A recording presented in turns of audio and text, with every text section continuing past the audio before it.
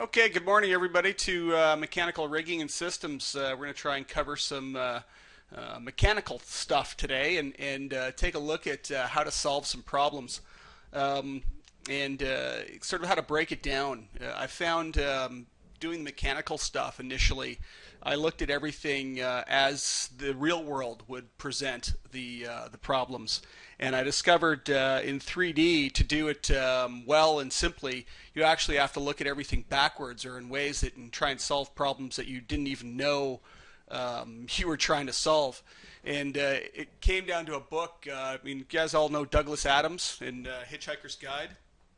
He also wrote a book called what was it called? Long Dark Tea Time of the Soul, which was another one, Dirk Gently. And he had this great line in there, and he said, if you're driving in your car and you're lost and you don't know where you're going, and you see somebody drive by you and they look like they know where they're going, follow them. And his reasoning was that you probably won't end up where you wanted to be, but you might end up where you should be. So I've tried to apply that sort of thing to rigging sometimes, and I look at a problem and realize I'm not trying to solve the right problem. I actually should go solve something else, and it'll get me the same end result. It'll get me what I actually want, but it's not I've got the problem wrong. It's kind of like the final answer to life, the universe, and everything too, right? You got the question wrong. The answer's right. Question was wrong though. So I don't know if you guys have read that book. So hopefully you have. Oops, something just disappeared. Oh, okay, there you go. Just close that off. So I've got a few things I want to cover, and I shouldn't have closed that, actually. I didn't want to close that. Let me open that back up again. 1 second. We're going to take a look at gears first. Now, I've got the gears tutorial on my site, so we're going to briefly just sort of careen over it. I should ask right now, since you guys seem to be a little bit more adept at things, do I need to cover gears? Or can I move on to some of the other things that's going on? Does anybody want me to go through it? Because there is a tutorial on my site for it. So, sure, Pete? Yeah. Absolutely. So we'll go through that. IK solvers with an arc trainer. So how to solve complex angles and whatnot. And, you know, again, I've looked at some problems sometimes, and it's been one of those things I think, man, that's tough. And I suddenly realize it's actually completely easy when you look at it the right way. Dealing with paths, so we're going to do paths with a step mill and a bicycle chain. And a bicycle chain is one of those things I've heard all kinds of crazy solutions for people trying to come up with. And there's a couple of simple solutions. And again, it's also part of the workflow that you use to make things easy and make it faster and quicker to deal with. And so pistons, we're going to deal with some good old-fashioned trigonometry with pistons, and I'll show you how I solve those. So hopefully, you know, guys, anybody here know their trig? Sliding IK, how to get IK sliding and moving automatically using distances and whatnot. Wheel rotations, so the basic mathematics behind doing wheel rotations, and also pointing an object in direction of travel with that we can get into and discuss how to actually point objects and get them going down the right road. And that takes some transform matrix work. So how many people here are up on their transform matrix math? And dynamic tubes and pipes and how to deal with sort of hooking up that stuff. It's a couple of interesting ways of hooking up piping and everything to get it to work nicely. Sound good? So we'll jump into the gears, and I'll load that up. 1 second. I forgot I had this one still on my screen here. If I can find my gears tutorial. Give me a second. It seems to have... there it is.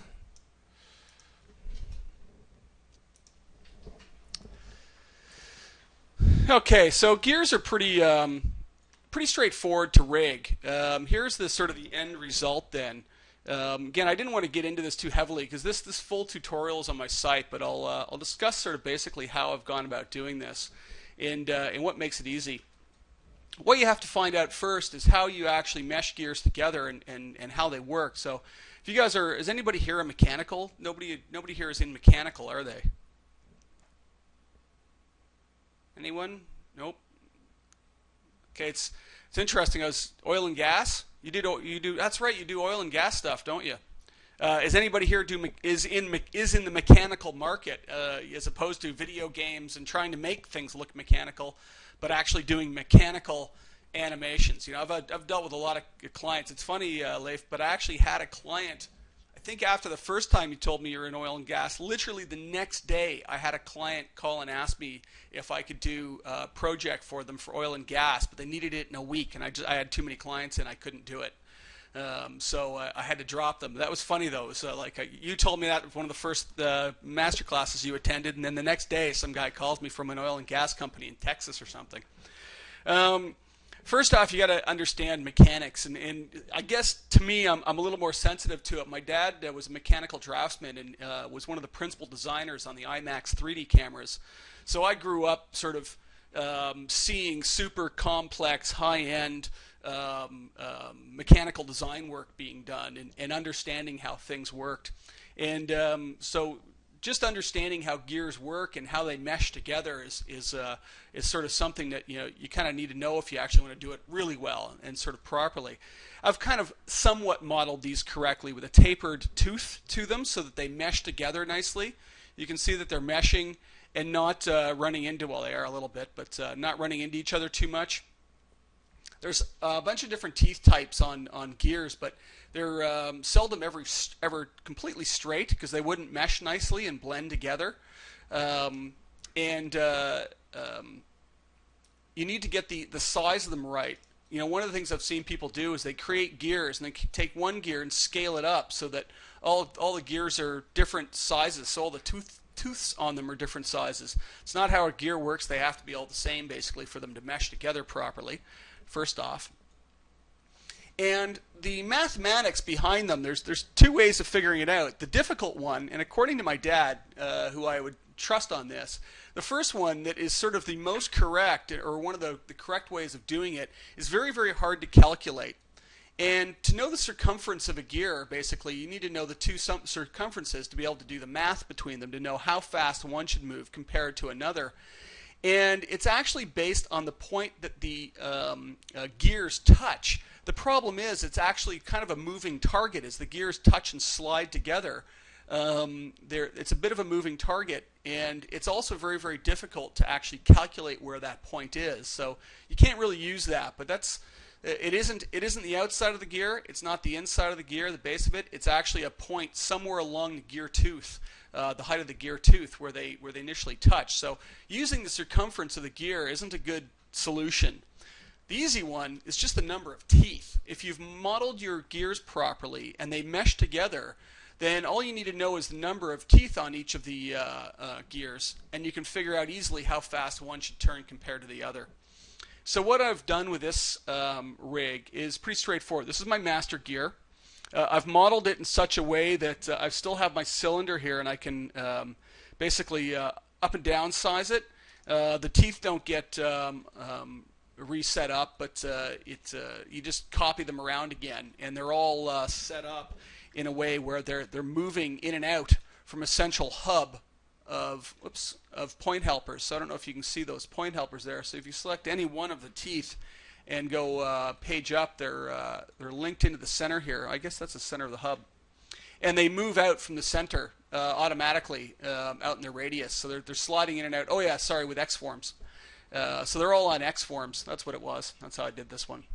And so the X forms are actually wired up to the radius of the body of it, and then you just need to copy them around more. So to make the next gear was pretty simple. Looks like I got a gear instead of a gear here for some reason. I didn't even notice that before. That's interesting. Yeah, all the gear teeth in there. And the way I figured out how many teeth there should be, what I'm using is the cylinder's radius to get the radius right, and then the number of sides, so I know where each tooth should go based on the side of the gear, right? So you see that the number of sides is smaller. So it was an easy way to figure out the spacing and how many there should be, is just using the sides, an even number of sides. And what I've done to make my life easy, I've used an attribute holder modifier, and I've applied a very, very simple attribute to it here, tooth count, which actually is also hooked up just for simplicity of creating the gears. I've wired the sides off to the tooth count. Now again, it isn't changing the amount of teeth. I have to go and manually do that to make it each gear. But what this is giving me is some information as to how fast this should turn when the initial gear turns. So the way I've done it is this. Just pop open TrackView dope sheet to get into our controllers and take a look at the controller that's controlling the gear. And what we have is we have a script controller running on it. Is there anybody here who has not worked with script controllers? Come on, own up. Oh, okay. Okay. Oh, okay, cool. So let me explain them then. Sort of the difference being is you should try and get unscared of these. And are you same three also not that versed in MacScript? Again, own up.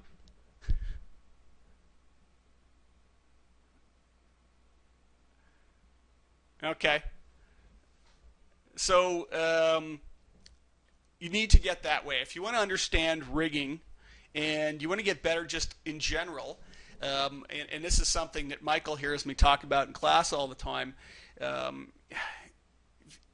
Even modelers come to me and say, well, I'm a modeler, I don't need MacScript. And then I make something with MacScript that would take them forever, and it's one line of code, right? And it's one little tiny line of code, and it arrays something or does something to a model, turns off all of the turbo smooth modifiers in the scene, and they go, wow, that's useful. And say, yeah, so actually as a modeler, you do need MacScript. And animators tell me they don't need to understand this, that, or the other, and it's the same thing. You really should try, and especially if you're rigging, you don't need to necessarily know a lot. You know a little, boy, it can get really, really, really useful really quickly, and you'll suddenly find yourself scripting more and more tools. And that's exactly how I started many, many years ago now. I think back at Disney's when I really first started trying to use MacScript heavily. When I think Max 3, I guess it was.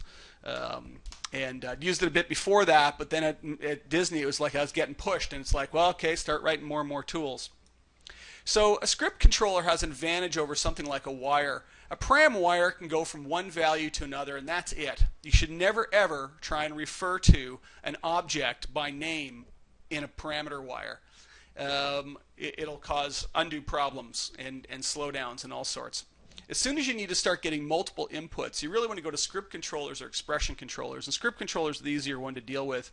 And even though expression controllers are faster to calculate, I tend to go to script controllers just because it's faster and simpler for me to deal with, because they're a little more flexible.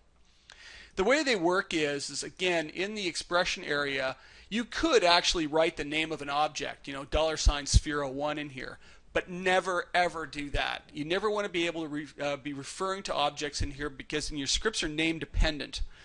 And name dependent has two drawbacks. One, if the name of the object changes, your script controller will break. And two, it becomes very slow. If you have 1,000 objects in the scene, it has to search the scene to find the object that's called Sphere01. And it starts getting slower and slower and slower. So what we want to do is we want to be able to create direct references to those. And if you notice, you just type in a name here. So if I type in a name and hit create, creates an item in the variables list. At that point, we can assign that variable something specific. So these are direct connections to objects and tracks. Assign constant allows you to just put a constant value or expression value into this. So very straightforward. Assign node allows you to be able to pick and choose a specific object in the scene. So you can say, I want it to be this object here, and actually pick one. Now, you've noticed how I go downstream, you can't pick any of the controllers. Picking an actual node and grabbing a node in this case. You want to avoid that as much as you can. As soon as you start getting nodes referenced back and forth and all over the place, dependency loops and slowdowns can start happening in the hierarchies as things start becoming too complicated. So whenever you can, grab controllers. So the next one is assign controllers. Actually, let's do assign track. And let's discuss the difference between assigning a track and a controller. Let's even try this. I'm going to grab the track here. the first track, and I want to assign another variable just so I can show you the difference in controller, and I'll grab the same one, and I'm just going to go print. What in the world did I call that? That's an ugly name. I should have done something easier, right? And say print on that. And let's just open a listener, clear it, scale it. So you can see it's kicking back a value of 0. That's the value of that track. If I check the controller and scrub it, you'll notice it's actually returning the controller. There is somewhat of an advantage to this. To get the value of the controller, you just type .value.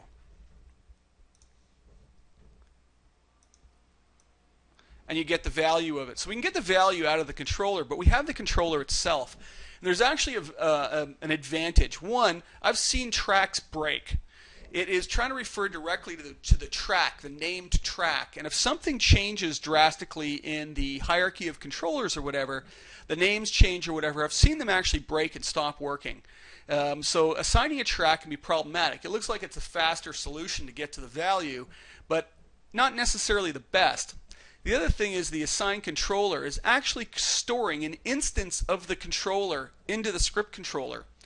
Interestingly enough, if you actually blew away the controller that you were instancing and sort of uninstance it and deleted it, you'd actually still have any animation or whatever stored in the actual script controller that was on it. And I'm going to show you something later on. You're going to go, man, that's handy. So I would usually use assign controller and try and avoid tracks. Sometimes I use the track just for sort of ease, but I almost always try and use assign controller. Does that make sense for adding your parameters? For those of you who are not familiar with these? Yes, no? Good, pretty clear, good description. Okay, good stuff. So what I've created is a couple of here. Numteeth, reverse, and rot. So number teeth, what I've done is I've gone and assigned that directly to, and I've actually used the track, so I've kind of broke my own rule. And I've assigned it back to itself. So if you look, we've got actually cylinder number 59 here picked. And if you notice when I select the item in the list, it tells us what we're assigned to. And it's actually back to cylinder number 59's own custom attribute, tooth count. So I've basically gone in and found that object and found its tooth count, which is there. I should have actually done some decent naming conventions on these. Sorry, modify, attributes, and gone and grabbed the tooth count. So that's referring to the tooth count. The reverse is this checkbox here. The reason we need a reverse is some gears need to go forward, some gears need to go backwards. And it looks like I just busted it doing something. Value and undefined. Oh, I still have this in here. Hang on, I cleared out those. There we go. Now, the reason for this is you'll say, well, aren't they all reversed? If you put them in a row, essentially one is inheriting off the other, and each one has to be reversed from the other. But that's actually the slow way to hook things up. Everything should be hooked up to the initial gear. It's the best way to do it. If you're driving one off the other, off the other, off the other, there's this hierarchy of things that has to happen, and the 200th gear is going to start going slow. It's going to become a very slow sort of scene to work on. If they're all referencing the initial gear, it's much faster, and there's only essentially one thing that everything's referencing to. And it doesn't have to go down this hierarchy, because if there's a hierarchy, this one referenced this, and this referenced this, essentially you'd have to calc that, then that would have to be calced, then this would have to, and it's just slow. So direct connections are best. So you want to be able to basically tell it which one's going to reverse and which one's not going to reverse. The rotation is just the rotation track of this, of the initial gear. So we've gone and referenced it in as the Z rotation. And for a multiplier, and this is for the reversing of it, what I've done is I've taken the reverse and I have a true false that's in there. So it's returning either a 0, 1 or a true false statement. So if we actually were to print the, and again, you can just use print statements to find out what works and what doesn't. We can actually Now let me move that over here so it's out of our way now.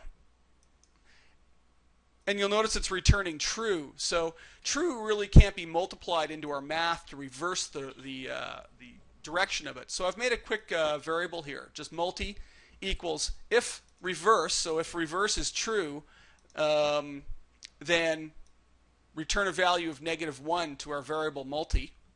Else, make it a value of 1. Reverse, multiply it by the other direction so it keeps going in the same direction. Our expression is really this part right here. I guess you could call it that bit right there. So it's the rotation.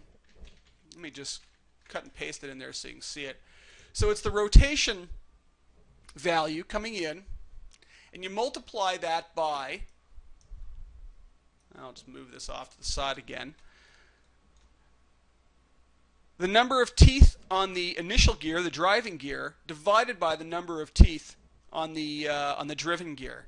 So the math is really quite simple. So you just multiply the rotation value by this number's teeth divided by that number of teeth. So really easy to set up. Now what you have to do is you have to go one step further. Deg to rad will convert degrees to radians. So if we were to take this is 36, isn't it? So we'll go 36.0. Oops. If you notice, I'm using a point value in here and not just 9, because this is an integer as well. Well, it might return a float. If you divide an integer by an integer, and it's going to require a float return value, 0.5 or something, it won't unless they are float values to begin with. It'll round it off. Okay, so you always want to make sure that you're using a point value if you know you want that integer. So the rotation value might be 360 degrees. What this returns to you actually is not what you expect, because we're not going to get radians back, and we need to input radians. We're getting degrees back on our rotation value, and Max expects a radian value. So a radian of a degree of 180 degrees is actually 1.4. So pi is what it is. It's 2 point. What is it? What is it now? 2 point whatever it is for the whole full 360 degrees. Whenever I'm teaching, for some reason, I stumble over the numbers that roll off my head all the time. So we need to convert it, deg to rad, and convert it into a degrees to radian value, so you'll get back your radian value that you need. And then just simply multiply it by the multiplier. Are we going forward or backwards? So, if it's been reversed, multiply it by -1, and we get the opposite value. So pretty straightforward to handle gears and hook those up and get one running off the other. Is that a good enough explanation for them? Or is it overkill, I guess? And be honest.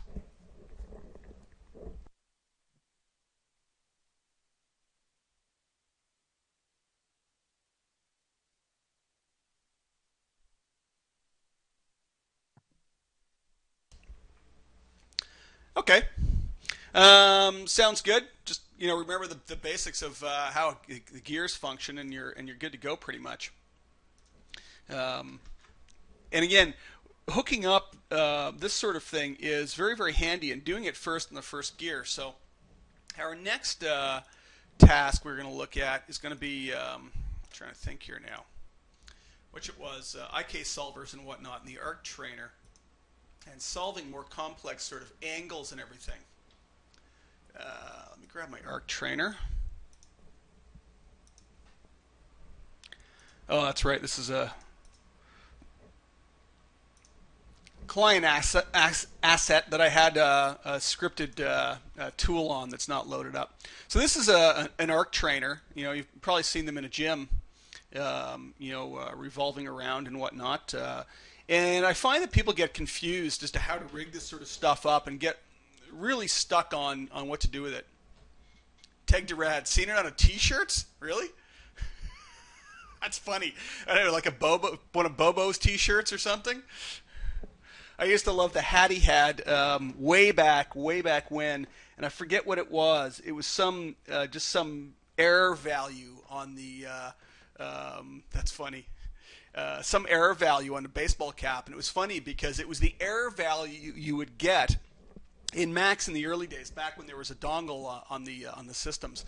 It was the error value you would get when you got to a certain point of doing things, and you had a cracked copy of Macs, and you'd constantly see these posts on the board. I get this error value of so and so. And immediately knew it was actually coded in to do that, so that they knew that who had cracked copies. It was pretty funny. So what we have is what appears to be complex. Does anybody see this as being complex? And you're looking at it going, how on earth do you actually solve all that?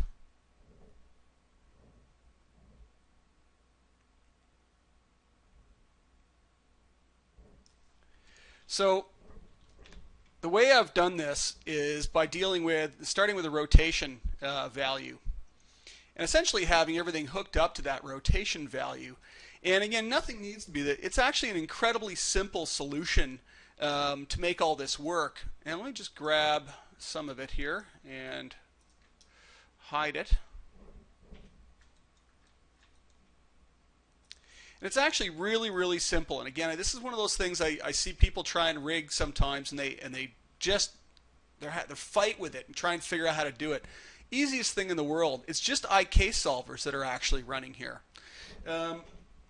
If you look at the angles that are involved and sort of work with them and stop and think about each individual angle as opposed to the whole piece, again, it's that sort of perspective of what is the problem you're trying to do. It's actually really, really easy. And if we look at initially what's going to drive it, we need at least this one arm moving backwards and forwards and swinging backwards and forwards when our wheel turns. And again, people want to hook it up to rotation values and all sorts, and you really don't need to. If you notice, all I have is an IK solve joint here. So I'll just hide off these two arms. And let's just try that one. Actually, let's just go and grab geometry for a second and get rid of those. There we go. So all I have is a pretty standard IK solution. So all it's doing is starting at the top point where the pivot is. It's a two-bone solve. I like to try and keep everything with two-bone solves you're going to find. Down to our control wheel with an IK solver on it. Does anybody need me to cover how to add an IK solver?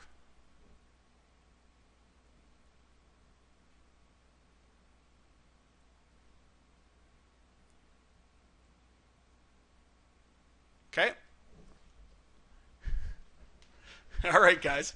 I don't know. You're just, checking. Some of you guys can't deal with MaxScript. I think that's as easy as an IK solver. Well, maybe now, okay?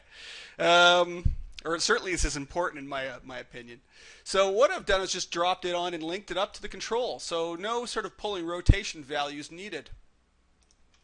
From there, what you want to do is you want to just figure out the next angles that need to be dealt with. And we had an armature across and down that pivoted. Just another two-bone solve with a solver on it. And that solver is simply linked up to the arm that rotates, our initial arm that's rotating. So very, very, very simple and straightforward solving this sort of thing when you break it down. The next one is just a two-bone solve down to the bottom. And again, the solver is now linked up to our arm that's driving at the top again. So it's just essentially each side is three two-bone solves to get this solution to work. So when you're looking at a bunch of crazy armatures, my suggestion is you try and break it down into little triangles. Look at each thing as a little triangle and say, well, which triangle can I solve with an IK solver and make that function and work correctly? And you'll find it's not so bad once you have that broken down and it works. So is that sort of under control there, guys? I don't think I need to cover any more of that. So again, it's just sort of, I think mechanical tends to be a lot of just looking at the problem and trying to look at it in a different way. Again, what I get with this sort of thing was, well, how do I make these go back and forth and make the wheel wheel rotate? Well, that's what we want to make it look like happens, but we don't necessarily want that to happen. Of course, then, well, the character's got to be standing on it, so aren't they driving it? And you do everything backwards. The wheel rotates, drives the foot pads back and forth, and the character's linked up to them. We don't need to animate the character. Rotating the wheel's going to do it. And that's what we did for this client exactly. Let's take a look at the step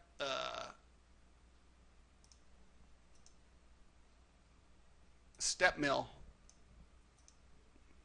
Start looking at a whole pile of errors on that one coming up. This is a step mill again from a gym, sort of layup. And this one's actually pretty straightforward again. Very, very simple and easy to set up and get this sort of thing revolving and working. And this one's already sort of pre-animated. I'm not sure we have any. Do we have? Oh, it's probably in this missing OSM. Oh, there it is. Sorry, there's the value. So we change up this value, and it animates the steps moving. Again, simplest thing in the world. So I'll cover it real quick. We have a path. That's it. A path with revolving around 360 degrees. So each step is on a path, and it is locked off onto it with a value that is wired. So we're using a percent along path. Now the interesting thing is I didn't rig this one. One of the guys that I was teaching rigged this one. And he's actually done it the hard way. He's really done it the hard way. And I'm about to show you an easier way of dealing with this sort of thing.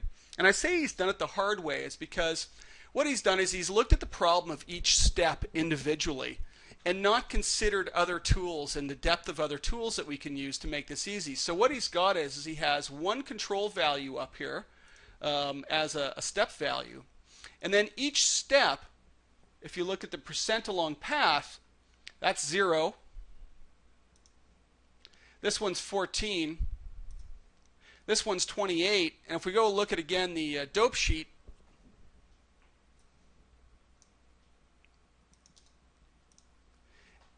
he's using a parameter wire. And what on earth is he doing? I didn't even look at this before. That's an insane number that he's managed to come up with. I don't know how he came up with that. Yeah, no kidding, eh, Josh? That's insane. So essentially what he's trying to do is offset each one of them. Well, he doesn't need to. He doesn't actually need to offset any of them. They should all be starting at 0. And I'll show you what I mean by that. So he had to sit there and play around with a bunch of numbers to make this work. Control C, yeah. Yeah, no kidding. I mean, that's just total insanity. Let's look what the next one looks like. I'm sort of almost curious now to see what he's done here. Yeah, he seems to be coming up with some crazy. It's the same number actually over and over and over again. That's the bizarre part. I don't know what he's done there, but again, I was training this guy to do it, and he was actually very new, very, very new at 3D entirely. So it was good that he got it working, which was kind of nice to see. But what I've got is, hang on, let me just go grab it.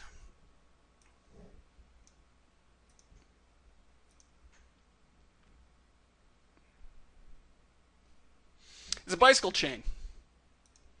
So I don't know if this is playing for you guys. Is it all right? Yeah, we've all been there, Leif. We've all, at some point, been at the beginning of everything. Just when that was. For me, it was almost 20. Well, it was 20 years ago, I think now. I have to sometimes remember where I was, especially when I beat up on guys like Michael. Right, Michael? I started somewhere too.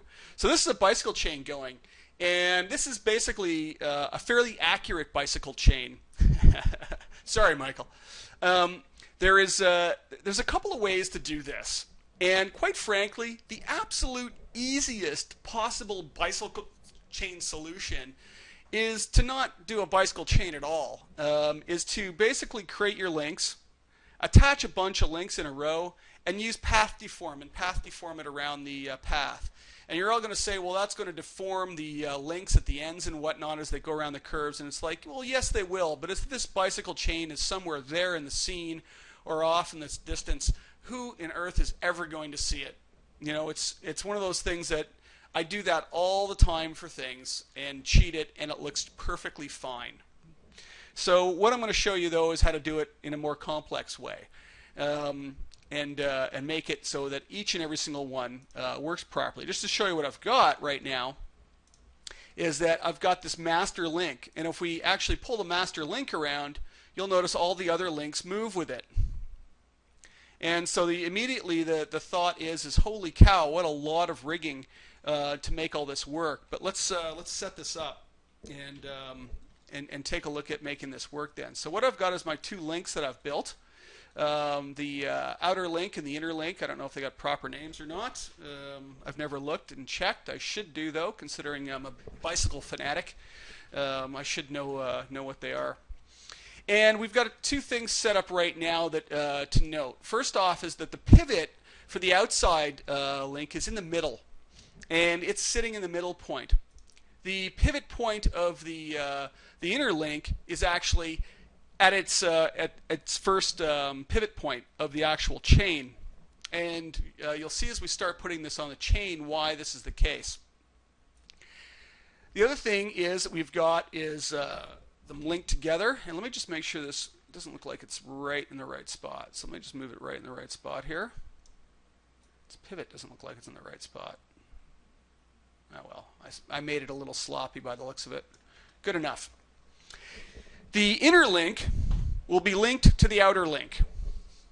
Okay, so we've got those two linked up.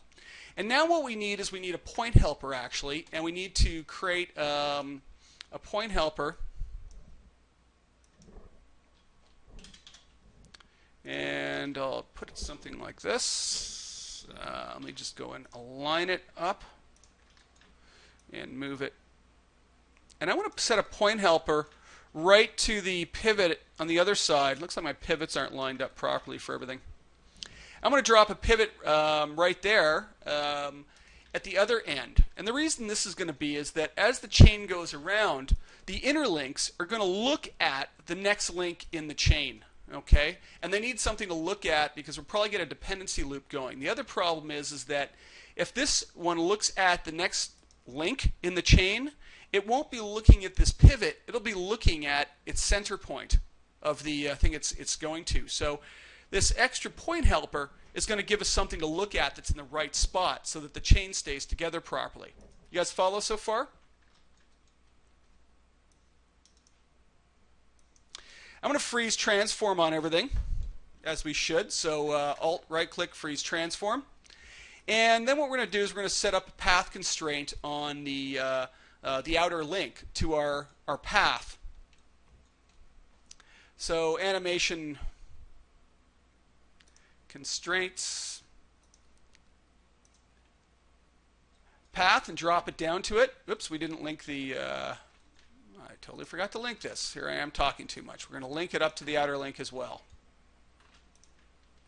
I'm going to go through my path constraint this way. Constraints. It's jumping everywhere when I'm recording for some reason. Path constraint. And we're going to say follow. And we're going to have to find the correct axis to make it follow. And I'm going to make it go the other direction. And we should be able to do allow upside down. And we should have now a single chain that goes around our path from beginning to end. In here, well, what I've done is to make my life easy, I put the I customize everything. So customize user interface, quad menus. I put it under the control right click to get into all of this stuff. So go and find the control right click, and then in here I find a main menu bar, and you take the main menu bar and drag and drop it in, And that's this entire menu bar up at the top. Then what you do is you right click on it and you say flatten submenu. If you don't, you have to go into a submenu to get into the menu. So all I do is just say flatten, and it's right there for you. So I actually just add in my menus and stuff. And this is, you're going to see why this is important to do this, by the way. The other thing I do is I make the headers larger, and it'll save you a lot of time. So what we have now is this. Let's take a look at setting something up and setting it up efficiently. What I would see a lot of people do is they'd now start copying this around, and they'd copy the pieces around. And maybe we could do is just double click on this and grab the whole thing. We'd drag this out and we'd copy this a whole bunch of times all the way around, and then we'd start setting everything else up. Well, you're really making it difficult on yourself. For one reason, one really good reason is that the percent along path, we actually want it to be 0 for all of them. We don't want actually them spread along and have all different percent along paths. Essentially, I want them all to start at 0. That means it's really easy. I don't have to figure out the value like the other file as to how far each one needs to be. Now, some Mac script, I could easily do that probably, but I can actually do this manually and make it really, really, really fast and simple to set up and work it out. So if I copy this and drag it, well, let's check our path percent here.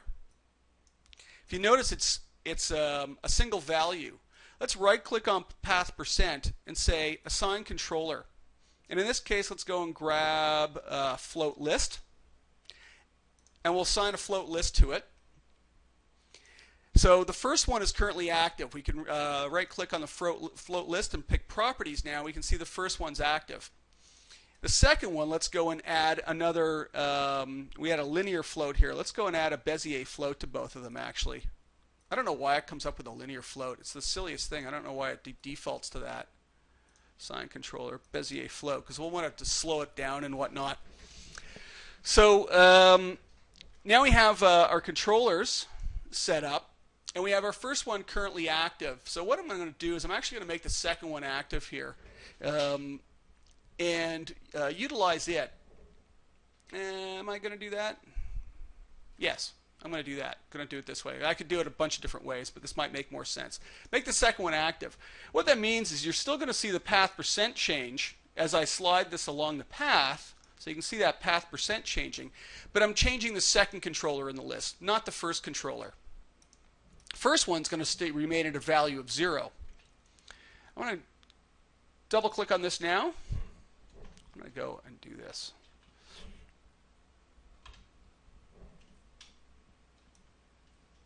Slide it out and put it in approximately the right spot for now. And I'm going to say copy or instance, whatever you want to do to make it work. But instance would probably be good if we need to change our links. And so if you can see the path percent has changed, it's no longer 0 like I said it was, but it actually is 0. If you check the percent along path here, the first one, looks like it has keys on it for some reason. Let's get rid of the keys, is a value of 0. The first controller still holds a value of 0. Now, the very first key that we have, let's go and make it a different color. Let's go make it red for now. It's going to be opposite of what I had before. It's going to be available to be able to grab and move or drive this value. So it's being moved currently on the second controller, which is 0. So what I'm going to do is going to take that second controller off of the master. On a right click, say copy, go over to the new link that we created, and on the first controller that's still 0, I'm going to say paste instance. So I'm not even using wires. Well, now what you'll see is that they move in tandem. So they're moving at the same rate. Interesting thing is, because we have a list controller and the second one's active, and I just copy and pasted to the first, I can still place this link anywhere I want. So its value might show 3.3 right now, but I've actually got the 0 value of the active controller on this one instanced into the 0 controller of the new link. Fair enough? Does that make sense so far?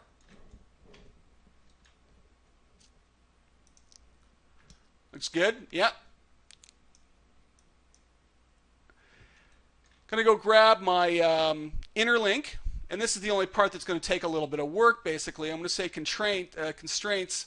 Look at constraint, and make it look at our point helper target on the second one. And just going to have to change up a couple of settings here under rotation. Find the up node that it needs to be. And I think that will keep it the right way up. Maybe not. Look at target. No. Let's see which one controls it here for its up vector. What am I doing wrong, guys? Maybe I want to be setting the up node on each one. That might be a possibility.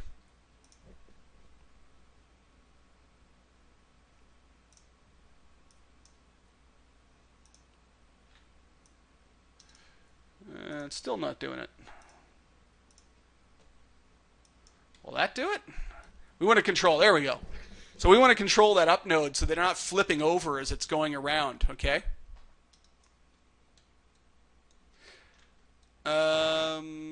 Looks good. It's better to select the up node or change the source axis. Well, whichever works. This way seems to be working, so I'm going to stick with this for this tutorial. Let's get this one in the right spot now. It should retain these. It would probably be easier if we didn't do this selecting of the up node. That's for sure. It would be faster and simpler not to. You know, and have it probably set to. Let's try world. I don't think world's going to do it. Source axis. Maybe that will do it because it should retain. Oh, come on. When I'm recording, my feedback at this end gets worse and worse. One of them needs to control that twist. No. Yeah, none of them are doing it. I might have to set the... let me just try that one again. No, still not doing it. No, I'm going to have to set the up node. Probably be safer. So now that we have that, we've got those two working, we can grab the original and we can move it around. So I'm going to go to the next one, select it, and it's already instancing that controller. So it's already set up and instanced it. So I'm going to grab the second one, pull it out, grab the inner. And this is the reason why I do what I do with the menus, is because this animation constraints, look at constraint, was already set up. All I have to do is pick the header and then pick the target and set the up node. And again, with some Max script, this would be very easy to do.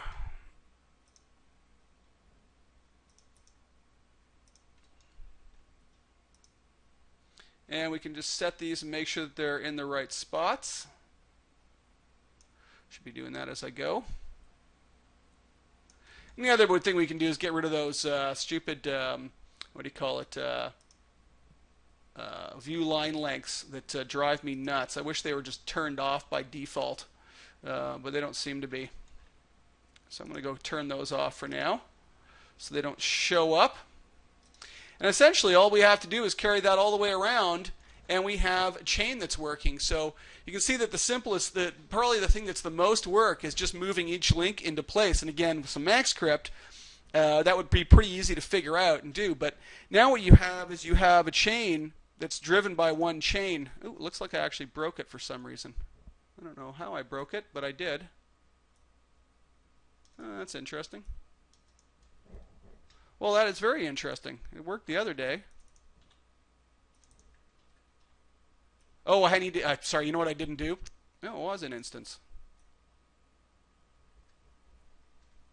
Well, I lied to you about the controllers, but it should be taking the whole controller stack.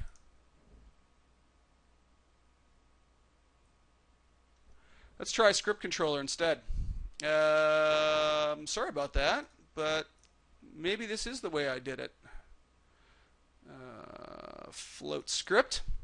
And this is one of these cases where you definitely would want to instance the controller. Yeah, live and learn. It's odd that it's doing that. I would have thought it wasn't. So we're going to call it percent, and I'm going to say create, and we're going to hook it up to this one here, which I assume is going to be way down at the bottom. There it is there.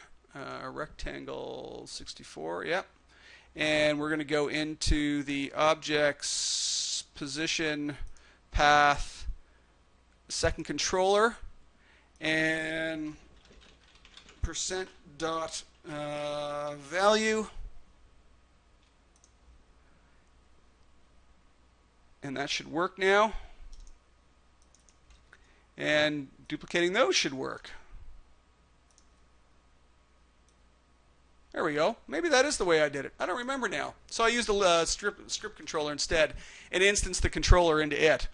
So if you get smart in the way you hook something up, you can actually make it hook up pretty quickly and effectively, and spend a whole lot less time messing around with it and making things work.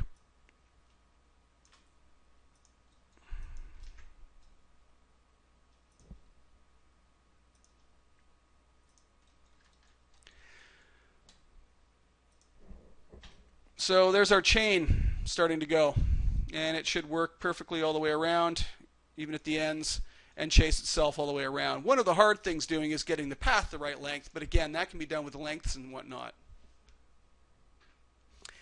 Yeah, I'm using the script controller, and it seems to be instancing properly. I'm not sure why the controller isn't instancing with it. Makes sense, though, because the controller shouldn't. You know, maybe I did it with script when I did it the last time. I don't remember. But the script controller works fine this way. Parameter wires might break. You could try that as well, but I'm guessing they would probably break. But a script controller is grabbing that and holding a reference to that controller, and it's storing it and hanging on to the reference to it when you copy it over. So it certainly works well. So again, finding the best way to hook something up to cause you the least amount of work is the best thing you can do. What sort of fast solution can you find for making something be hooked up? And again, you know, I'd do this probably if I had to do a lot of it. I'd do it with MacScript and set up a script that would spread them out and hook up each of the look at constraints all the way around. And that's about it. So getting into hooking up things like this, you've noticed my path percents are staying 0. It's a whole lot easier than trying to come up with that crazy number that was on the other one. And use your list controllers and use the layering effect of a list controller to ensure that you're not trying to have to do a bunch of calculations that you just don't need to. These could still be spread along with the percents, you know, very easily with MacScript. Driving that second controller and not having to worry about the first one and just hooking up to the first one. Any adjustments to it become very, very easy. Yeah, well, I mean, this one I think it was done really, really simple. I actually animated the verts of the in the bounce. I just grabbed this vertex and animated it. Quite frankly, the best way of doing this, if I had it in a rig. And we have to be careful with something in a rig like this that if you grab the object and rotate it around, you'll notice some of my links for some reason, yeah, the up vectors of my links still aren't working. I haven't got those set correctly. The initial ones are working, so I need to set the ups for these better. I'm guessing I need that turned on. There we go. Yeah, there we go. Oh, no, it's still not fixed. What on earth am I doing wrong? Come on. There we go. Finally got the setting right. So that isn't jumping around and doing anything crazy. The problem is if you grab a path and actually animate, so I decided to grab all of these vertices and link all of the vertices up to by bicycle, for instance, you can actually end up with a bit of a problem, and that's that nothing will necessarily keep its up vectors correct, and at some point it'll jump and flip over. So you got to be a little careful. Always link the path to the bicycle in a sense in this case. And then what you can use is the spline IK modifier, spline IK control, not spline IK, spline IK modifier. It's basically a linked X form all built into one that allows you to link everything up. So I can just say create helpers, and I get a helper on each one. Link these into the bicycle as well now. And I'm just going to say back to our spline and just say no linking. And what we could do is we could easily just put some animation on this one to make it bounce up and down. So I'm just going to freeze transform on it for now. Into our dope sheet. And we want to take it in its Z up and down in position. And what I'll do is throw on a noise float.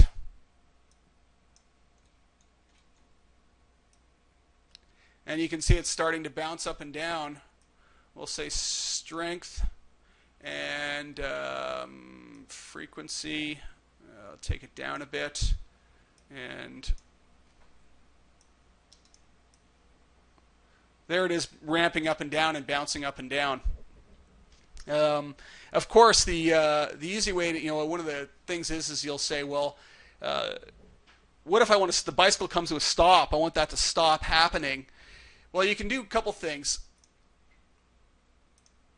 The noise strength can be animated up and down. You can just crank that up and down to have it animated. You can use a multiplier curve. You could stick a list controller and ramp up and down the weight of the list controller. So a bunch of different ways that you could have that hooked in and animated. You could maybe hook up the noise strength to the velocity of the bike. How's that? To make it bounce up and down faster you're going or whatever. You could add a spring on it so that it automatically bounces up and down. And goes up and down with dynamics. So there's a whole bunch of solutions you could find to make that work. That answer your question?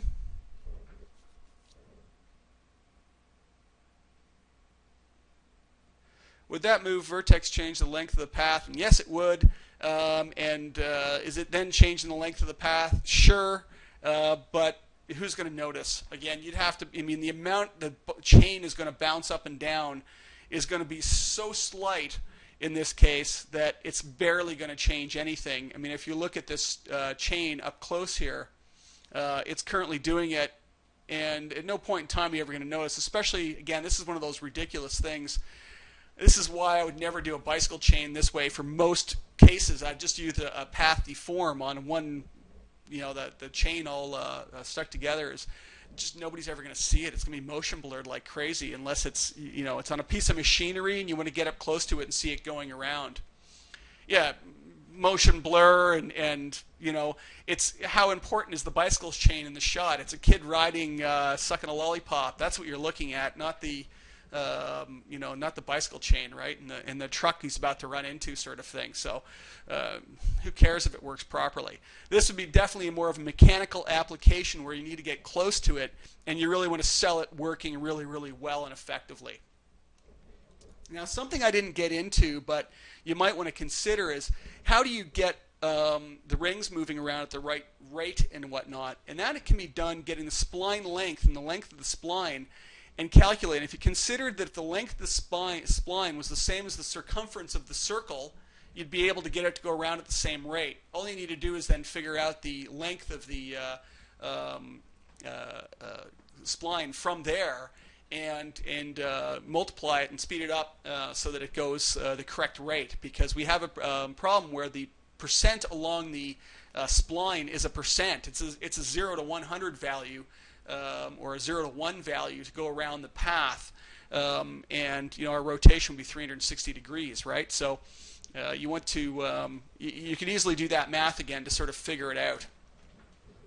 We've been going for an hour. Let me save down my recording here so that I know it doesn't die on me or do anything horrible.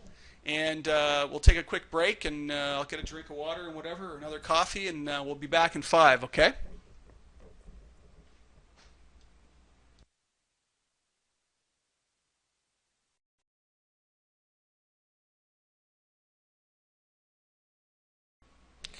All right, back for the second bit here. I left the chain running just for something to stare at.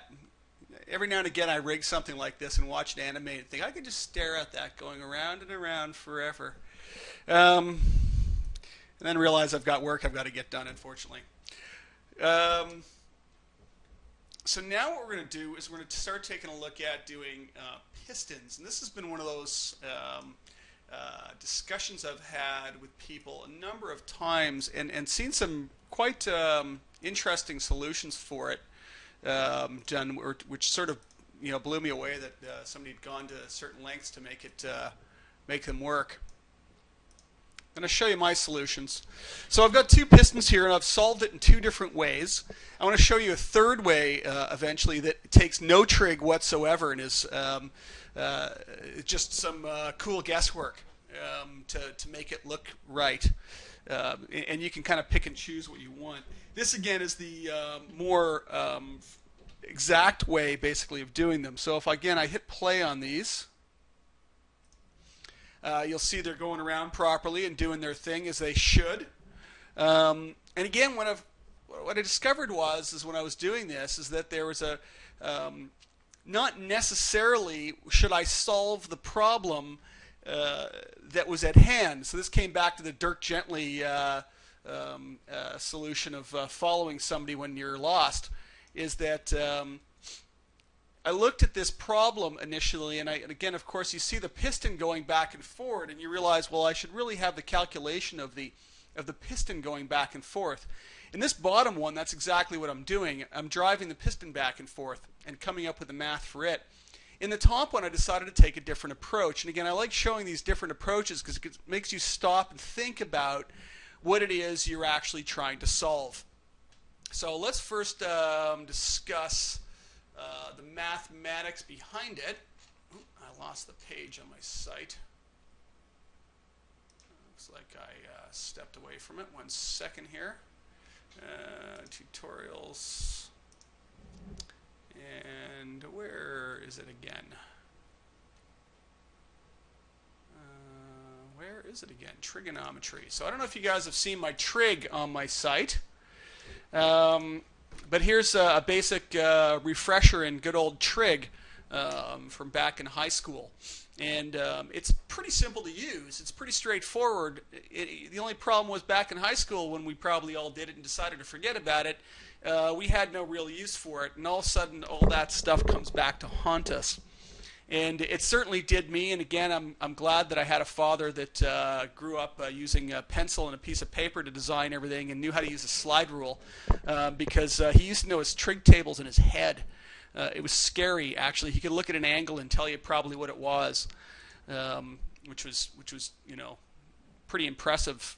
But he slowly lost that as the computers came in. So here's the basic mathematics of it. You don't really need to know how it works. You don't have to remember it. Here it is. But we can then start to solve and figure out what we need to solve. Now, this is all based on a right angle triangle. So let's take a look at our problem of what's actually happening. And we'll use this top one as an example. If we put the top one in this sort of right angle position here, what we have is we have a triangle going from the pivot of the drive wheel down or up, sorry, to the where the arm starts, down to where the piston starts, and back, and we have a right angle triangle.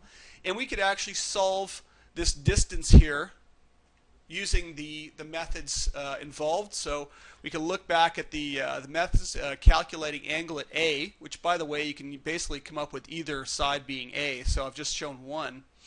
And say, well, if I'm in that position, there's our top point on our wheel. There's the rotation of the wheel.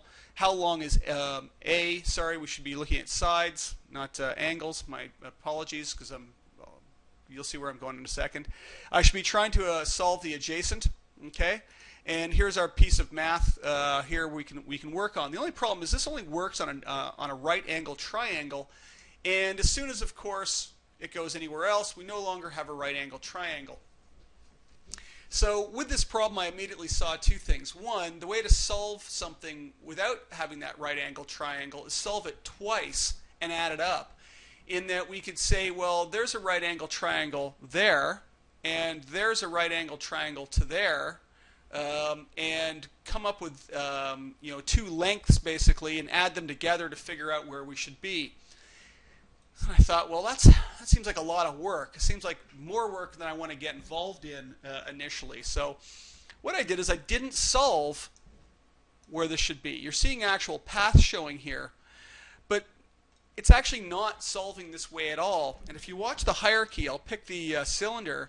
It's actually linked up to the arm, which is linked into the wheel finally going around. So it's actually not moving back and forward at all. There's no position value happening, changing on this object. It's simply in a hierarchy. So let's take a look at what I did to solve it instead. And again, this is one of those things where I thought, hey, wait a minute.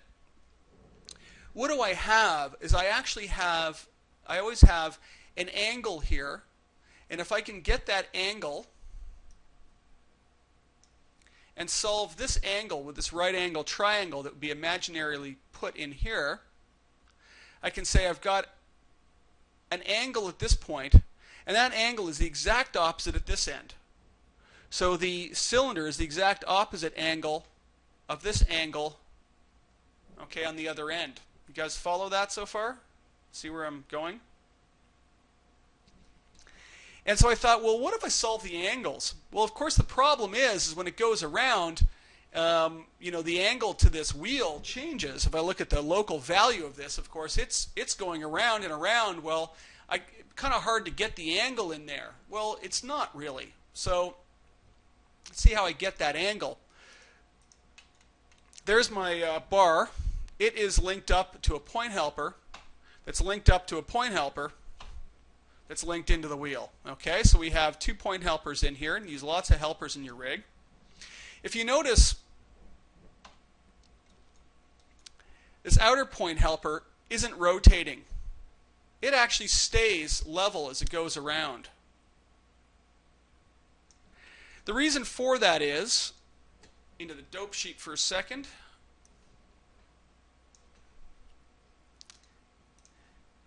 is that I wired its rotation back to the rotation with a negative value in it.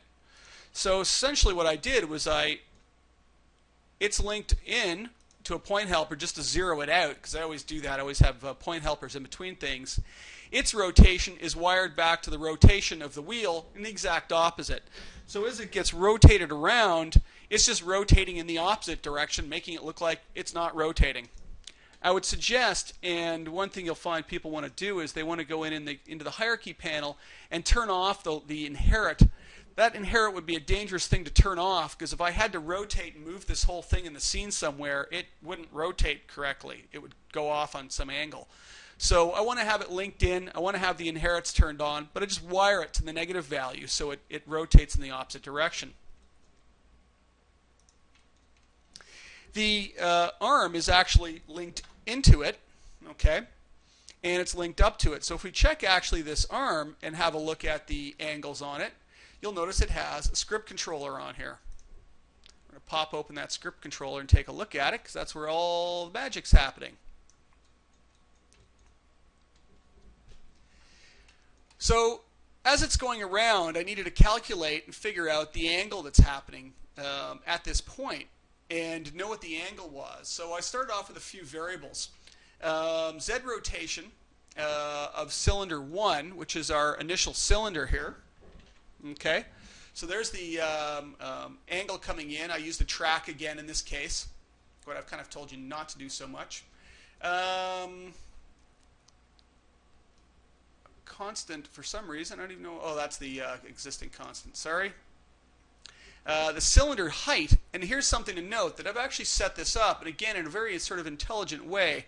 Let me just show you that so you see it.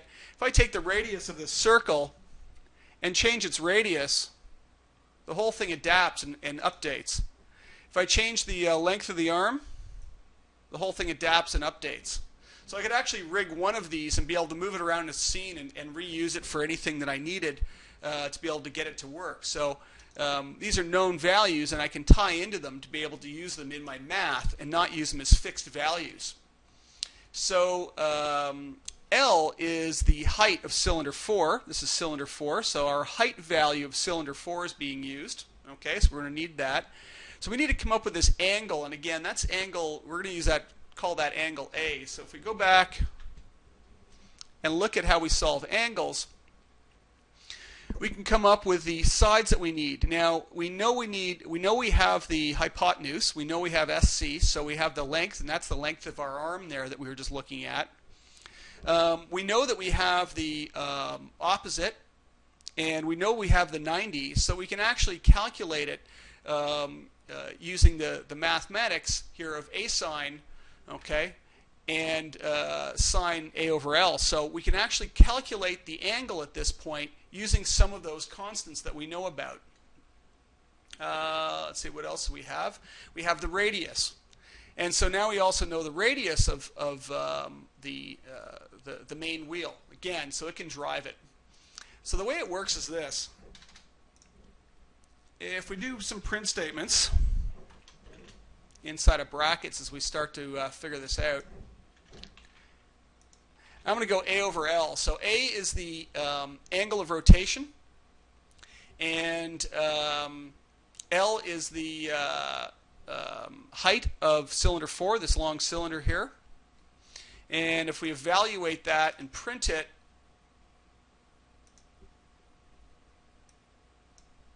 and let me pull that back up front again. So you'll notice that we're getting a value that ramps up from 0, and when it reaches the other side, it hits a value of -1, and then comes back around again. So 0, 1, then as it goes around again, it's going back up. So what we do then is we get the sine of that, and asking for the sine of it, it's going to get us a sine curve that's going around and around and around in a circle. So again, we start at 0, but now we go up and back down to 0 again, essentially, and back into the negative and back around. So it's actually now going around and around in a loop. So it's a sine going up and down, back and forth.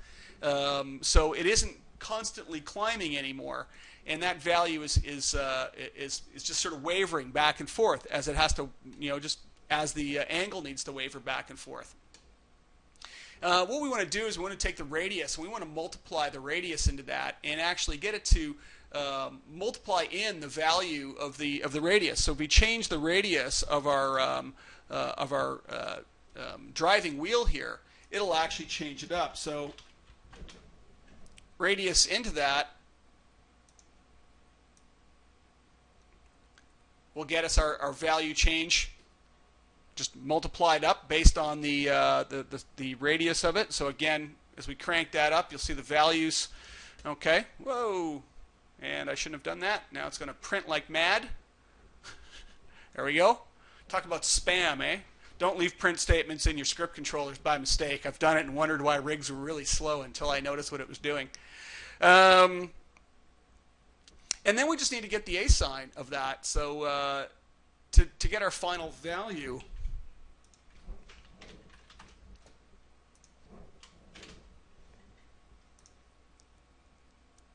and that calculates the angle. So if we take a look at the angle coming back out of that, you can see that it's pumping out an angle for us, an angle value. And that little bit of math is this one right down here. We're looking for the A sine of the SA over SC.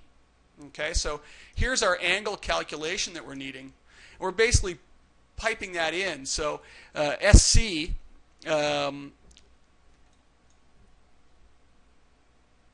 is our hypotenuse, and SA is our height value that we're getting. So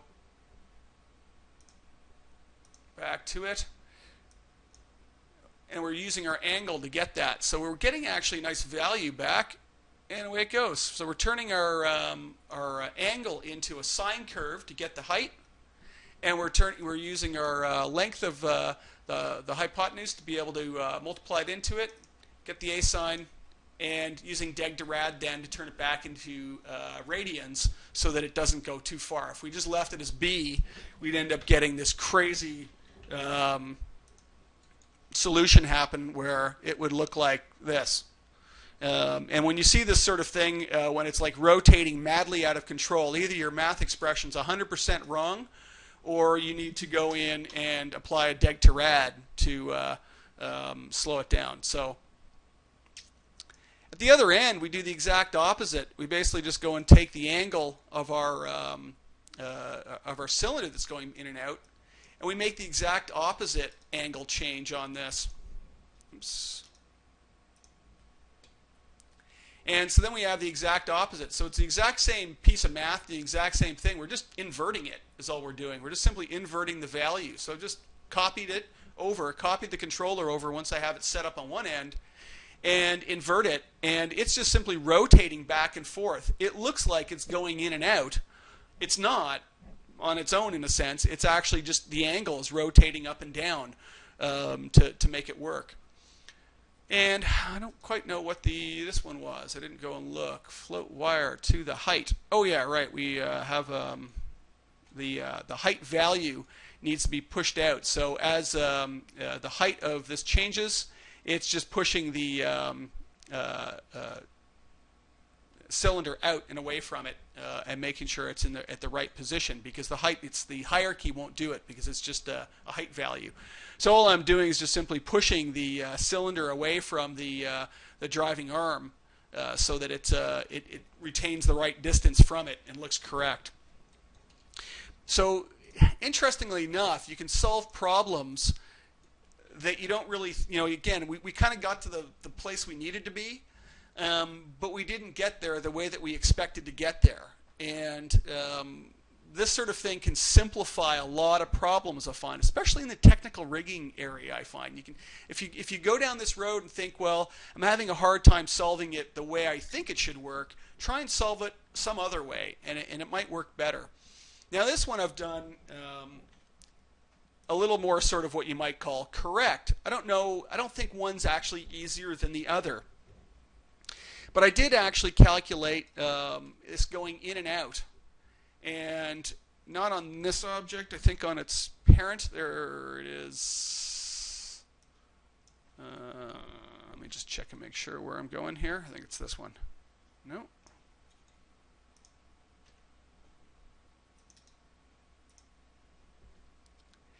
And this one I'm using a script controller again, and I'm actually calculating it going in and out. Now, if we set it to a value of 0,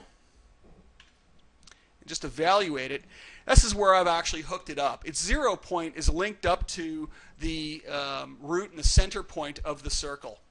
So I've taken a little bit of a different approach to get it there. What I've done is had to calculate a few things.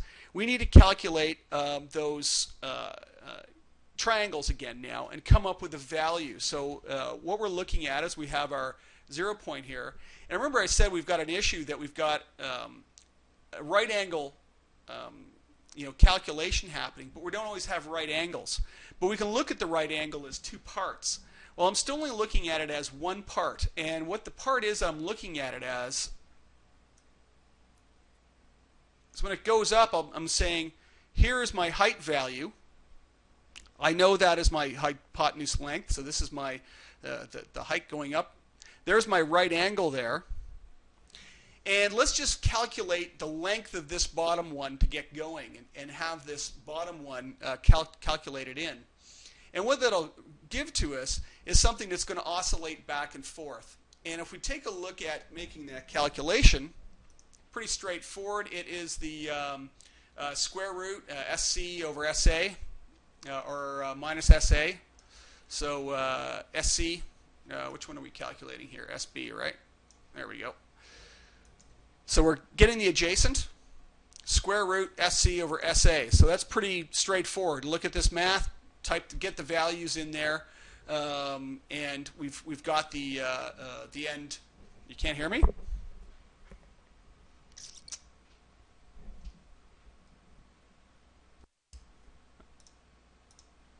How about now?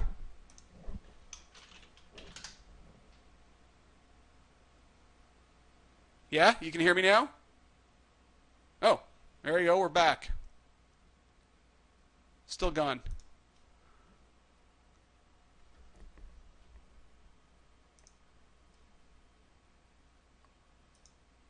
How about now? You back? Odd. Okay, we seem to have a connection issue. I'm just going to save down real fast here and just take a quick break and check something on my connection, okay? Give me a sec. Make sure that this keeps working.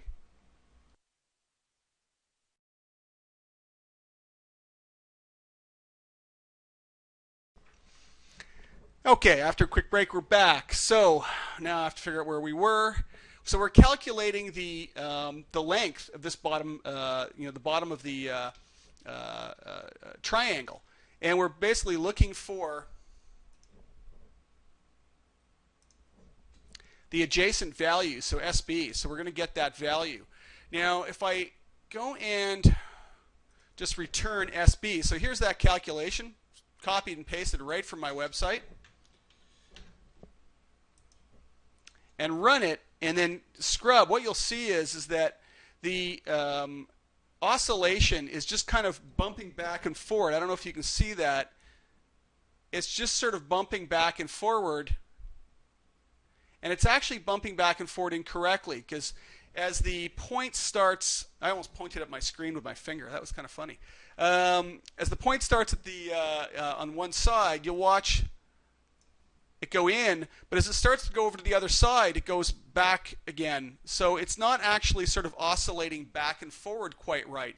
And that's because we're only solving one of the triangles. We only have one triangle being solved, and it is indeed actually just going to oscillate back and forward and not across the entire length of it as we expect. But what we can get is we can get some more information. Let me show you how I did that.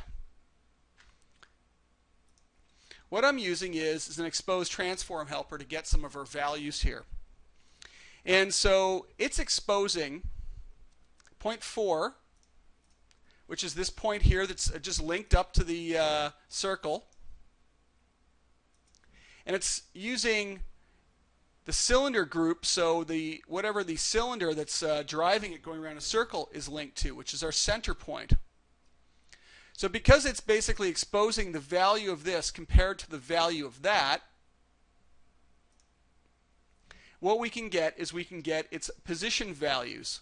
In this case, X is pointing down this way. You can see that. I always line my exposed transforms orientationally so I can use its axis to give me cues as to what I'm supposed to be doing. So it's negative 50 units out from the center. That's in the X, along the X. It's 0 up in the Y. So I can actually use that information. As far as 0 up in the Y goes, that's our opposite value. So that's SA going up and down. So it's currently at 0. Front to back, it's giving me a value of negative 50. So if I roll down to frame, what's middle here? I don't know if I got a completely middle one. At the top now, I've got a Y value of nearly 50 because it's almost at the top, and an X value. So I can actually use some of these values. First off, I'm using the Y as my up-down value. So if you look at SA, and we look at SA here, I've tied it into the exposed transforms Y, local Y value, Y position value. So that's getting me the height of the triangle. SC is the height of the cylinder, and that is this cylinder here, the length of the hypotenuse. And then I've got one I've just called X. And X is the X position compared front to back. So this is actually traveling forward and backward either side, one negative, one positive along X. So what I do is I calculate the triangle, figure out where it should be just based on this one triangle, and then add in the needed X value to make it go the distance that it has to go. So, and again, I had to put a negative for the SB to invert the direction of it. So if you take a look at SB, it's just oscillating back and forth. Add in the X value from the exposed transform, and now it knows to go positive and negative and move it the entire distance. So as soon as I add in that X, that's it. It now rotates and goes the correct distance back and forth. So it's just solving that one triangle. and then sort of sliding the triangle, in a sense, forward and backwards. It's the best way to look at it, is that the triangle needs to just move back and forward. So I'm using the X just to sort of slide the whole triangle back and forward. Does that make sense, guys?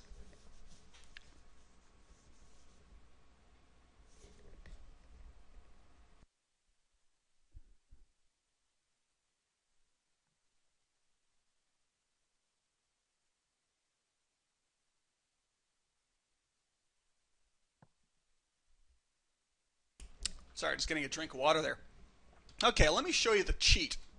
The utter outright cheat of how to make this work properly. And this one's kind of fun. This is the way I first figured it out. Like I don't remember. Probably it was like max 1 or something that I did it back in. Because I had to, and I had no idea about my trig and whatever. And so it was sort of a guesstimation of how to make things work. And sorry, oops, I need a circle. What I'm going to do is I'm going to use a circle. And we'll just give this some known values so we're pretty good. Call it 50. And so that's a basic circle to go around and around, right? So we've got a circle. Now we know that the cylinder needs to go up a total same amount as this cylinder. So I'm actually going to copy my circle over and drop it over on the other side here in a straight line right in front of it. And what I'm going to do is I'm going to hook up then an object that's going to point to it basically and have something on a path that's going to go around and around and point to it. So let's create just a cylinder, which is going to be my piston arm, so you can see it. And let's add that to animation constraints. We'll call it path constraint.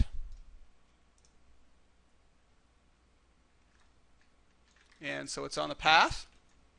And I want a point helper now as well, so place it there. So I want to grab a point helper and just create a point helper. For some reason this menu comes up backwards whenever I'm doing this. I don't know why. And we're going to do the same thing. We're going to add it to the path as well, but on the other path. So I want to say path constraint on the other side. So they are now actually doing what they should. They're going around at the same rate. So I could basically tie the percent of the two together with something to make it work. Now this needs to be going in and out only, straight forward and backwards. I'm going to convert our path on this side just over to an edible spline. And let me do one more thing. Let me put this on the look at constraint because it's going to look at it. And it's going to need to look at that along Z, and we need to change its height so it touches it.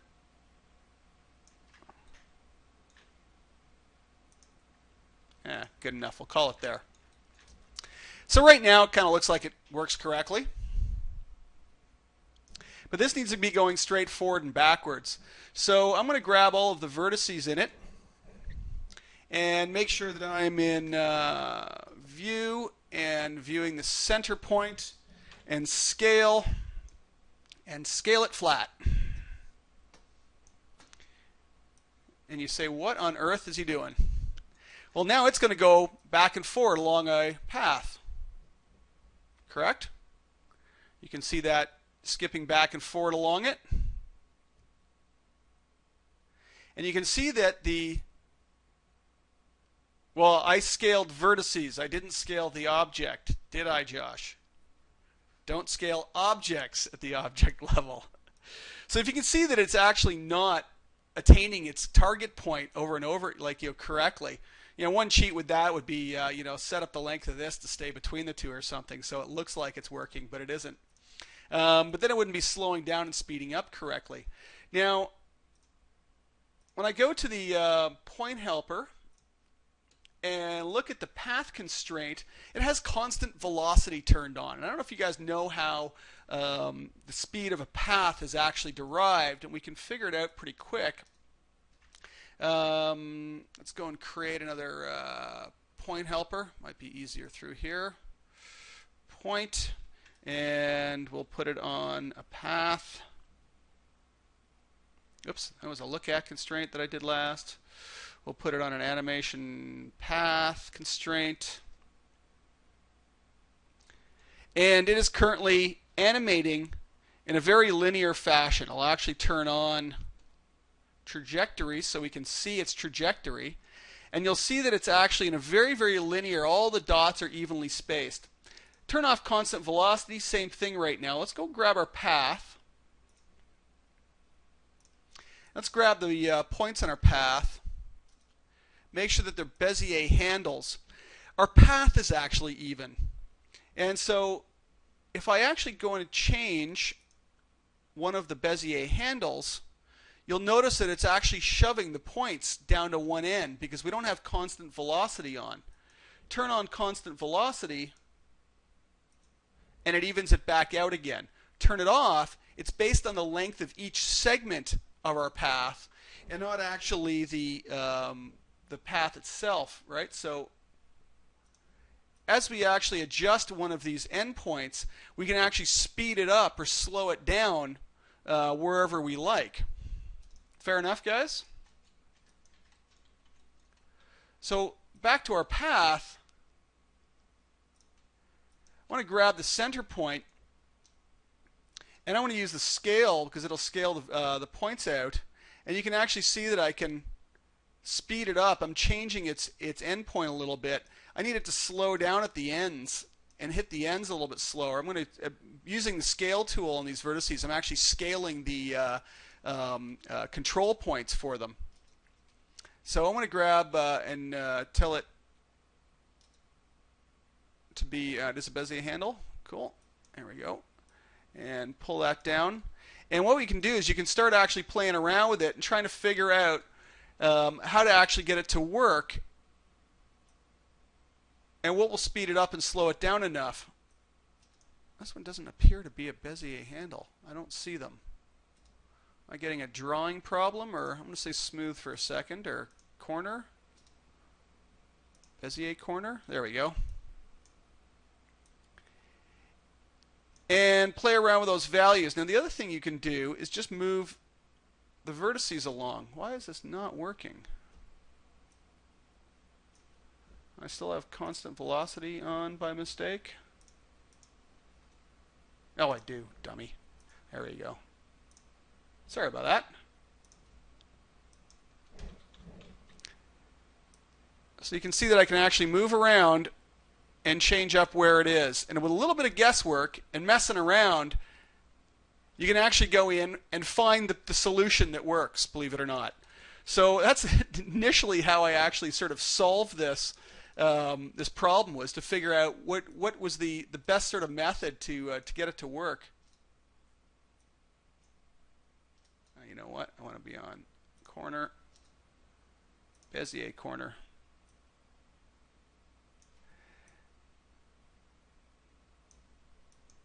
Take our center point down.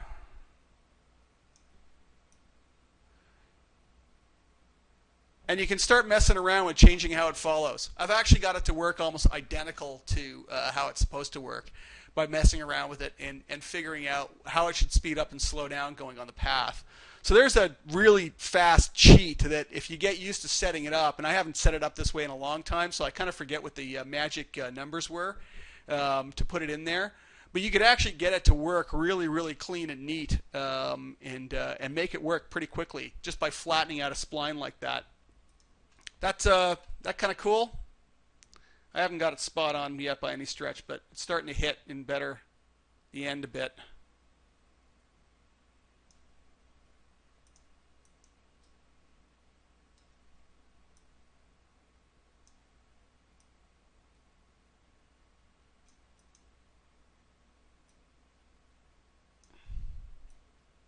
I can't remember how many vertices I needed on the spline to make it work that way. But it's a good, cheap trick. Again, I tend to do it with the mathematical way now, because now that I've done it a bunch of times and how to do it on many things, I find it fast and simple to solve. But the idea of being able to use the speed of something along a path can actually, I've used it for solving other things that have been been kind of cool over time. So VG, What's VG? Sorry.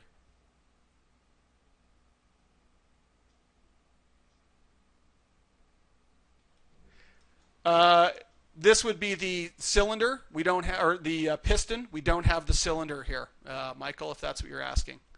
Oh, video games. Yeah, you're right. Can you use path constraints in the video game, though? So we don't have the cylinder, Michael. We just have the piston. So this is the rod that's driving it now in a car.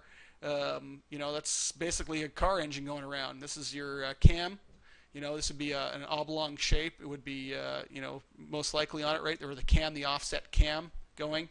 And that's the cylinder going in and out. So it is the way a car works. It's just not showing you all the bits and pieces. Alrighty. What do we got? 11:45. Yeah, you're looking at it. Yeah, you're like, that's you got to solve the problem the other way around, right? Or maybe you are trying to solve it backwards, and it should be solved forward this time. On to the next things. So dealing with sliding IK and getting some sliding IK going is kind of a handy one. Piston on train wheels. Yeah, but I've got the same thing going there, Michael. It's just you're just driving it. I think it's the same thing. Again, I've got the cylinder. I don't have I've got the piston, not the cylinder. So let's take a look at just sliding IK quickly, because that's a quick, fast one to sort of address and open. So what I've got is a really simple solution here, and if you look at it, it's actually kind of neat. It slides in and out as the leg bends, in a sense, for whatever reason. I've had some odd things where I've needed it like this, and it slides in and out. Now, the old IK, the history-dependent IK, had sliding IK built into it, and a lot of people were going back to it, and this is why I came up with this one ages ago. The old IK is very slow because it is history dependent. This one's much faster to calculate over time, and you can still make them slide. You just have to do it a little bit manually. And this is no different than stretchy IK. Is anybody here not done stretchy IK?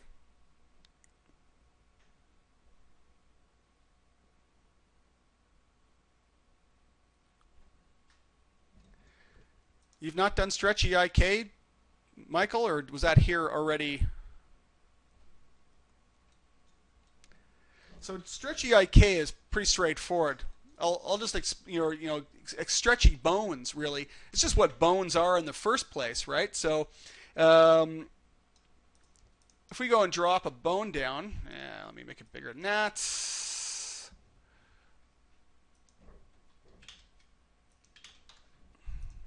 That's better. And if we take a bone and we want to stretch this bone, it's no different than what we do when we're doing setups. We're saying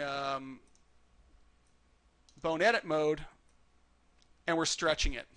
So really what we're doing is we're taking this point, we're moving it, the child, to stretch the parent. Okay, so very easy to actually sort of calculate. But people thinks it can't be stretched once you've turned off bone edit mode. Well, it can. You can still do it. Freeze length off on all the bones, and they'll still stretch properly. But that's still, you don't even need this on or off to make this work during animation. This is just feedback for the end user. You can't stretch it now. But if we wire up the X position of this end point and drive it in and out, it'll stretch the bone. So it's as simple as that. So, whoops.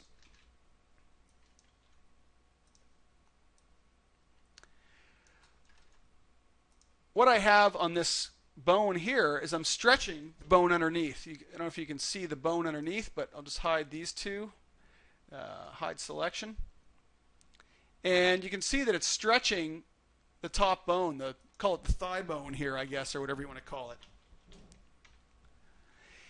When we move around the solver or the top or the bottom. Now, I've done this in this was a very, very old file. I should have probably rebuilt it, and I'll explain the issues with it and why not to do it the way it's done here. This is probably done back in like Max 3 or something, this one. We'll grab our bone that needs to be moved. It's the X position of it. Check its properties. I'm doing it with a script controller, and this is exactly how not to write a script controller, okay? And you might see it on really old files you download. Depends on, kind of came in at one point, but there's an actual problem with script controllers when they were first added. One, they weren't real time, so if you actually move something in the scene, they wouldn't react. So they added this depends on statement, and basically you can list the objects or controllers that the script controllers depended on, and it would update. Really, really name dependent. If you notice, I'm actually got the name here, $ IK chain. Well, that's the name of this IK chain. And if that changes, or the name of Bone01 changes, this whole thing's busted. It just breaks right away. So you should never, ever, ever list the names of the tracks. Always do it the way I suggested and drop the variables in. The principle holds true, though. So what I did is I wanted to find out, first off, what the initial distance was between 2 points. And I just used the top of it here in the IK solver. We could use the control object. Most likely that the solver was linked up to would be a better solution. And maybe a point that was actually right at the pivot would be a better idea too. And you need to get that initial value and know what that initial value is. So what's the starting point? And if you use a distance command, and then list the two objects, and I'm just going to do it the cheap, fast way as an array. You can list the names if you wanted. Oops. So the first object picked, the second object picked, and get the distance between those two. It's going to return the value. Now I've moved them from the initial starting point, so I could actually reset it to this point here. And I made a variable called con, and there it reset itself. So I need the initial distance that I was getting between those. Because what I've done is I've zeroed out the transforms. So I've used my freeze transform to give me a list controller, meaning that the second controller has a value of 0 on it to start with. So the starting value needs to be 0 for this bone to stay where it is. Fair enough? So that's why I need that default value. At that point, then, I just need to get the distance again and get the distance changing between these 2 points over time. So I'm just asking for the same thing I just typed into the Max Script Listener. Get me the distance between the position of the IK chain and the position of the bone, because distance, by the way, will take nodes or position values. Either way, it'll calculate them. As long as they are both the same value type, it should actually work with it. Oops. Oh, I don't have the two things picked. I think it has to be. Let's see if it doesn't have to be both value types. Yeah. So pause. As long as they're both the same value type, either nodes or position values, distance will get you the distance between them. So all I'm doing is checking the distance value and minusing the initial, which will at the default get me a value of 0. So I have a print statement already in there. You'll see that if I scrub back to 0, I get near value of 0 anyways right now. So it's returning a 0 value. And then I'm just throwing in a multiplier to slow it down or speed it up, depending what I need. So if I slowed it down a lot, 0.2, I'd be able to get it to slide a bit more. Or at the 0.5, it would slide a fair bit. Now, if you do this the right ways, you can actually get the IK solve to always solve all the way down, and basically get you a completely stretchy IK solution for stretchy IK limbs or whatever. I would never do it this way, though, in a character where the end of the foot gets pulled away and the bone then stretches to the end of the solver. Animators want to be able to stretch the limbs when they're at any time, not just when it's trying to reach the end result. And usually when you're trying to reach the target totally stretched out, the leg just doesn't look good posed anyways because it's jammed dead straight. So I'll usually wire the X value of a bone into a spinner so that the spinner drives that value, and we get it. So there's just, I mean, it's just sliding bones. And then for the pistons that I put in there, it's the typical setup where one looks back at the other, essentially. So this one is actually linked up to the lower limb.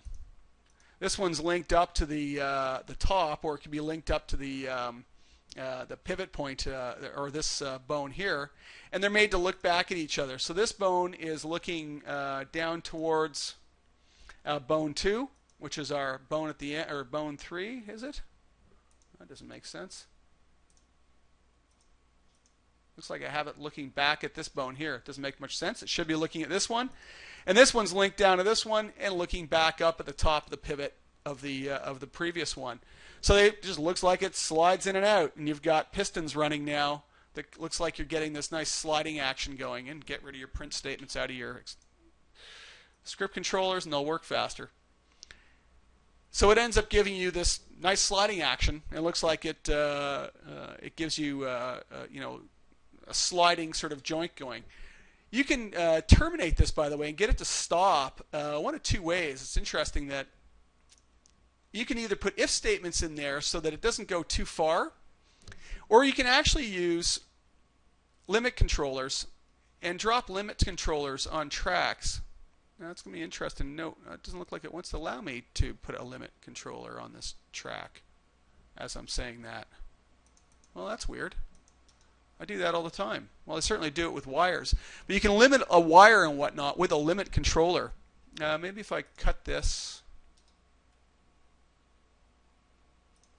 copy, paste instance.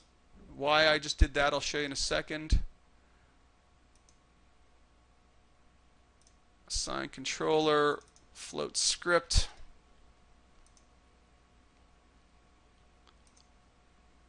Oh, I'm not putting a limit controller. There you go. I'm losing my mind, aren't I? Link, linear. Why won't it limit it? Float limit, because I'm doing it the wrong way. While I'm talking, I'm losing my mind. And I'm just going to copy and paste that back, actually, and then just do that again.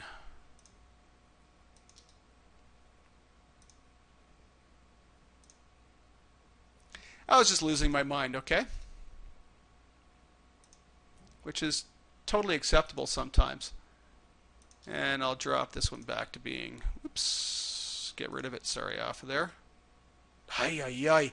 It's weird when I'm recording, everything lags or something when I'm doing things. Assign controller. There we go. And then you can limit it here. So if I actually dial those limits down, you'll see that it doesn't function anymore. So you can actually use these limits pretty effectively to be able to limit the value that it's doing. So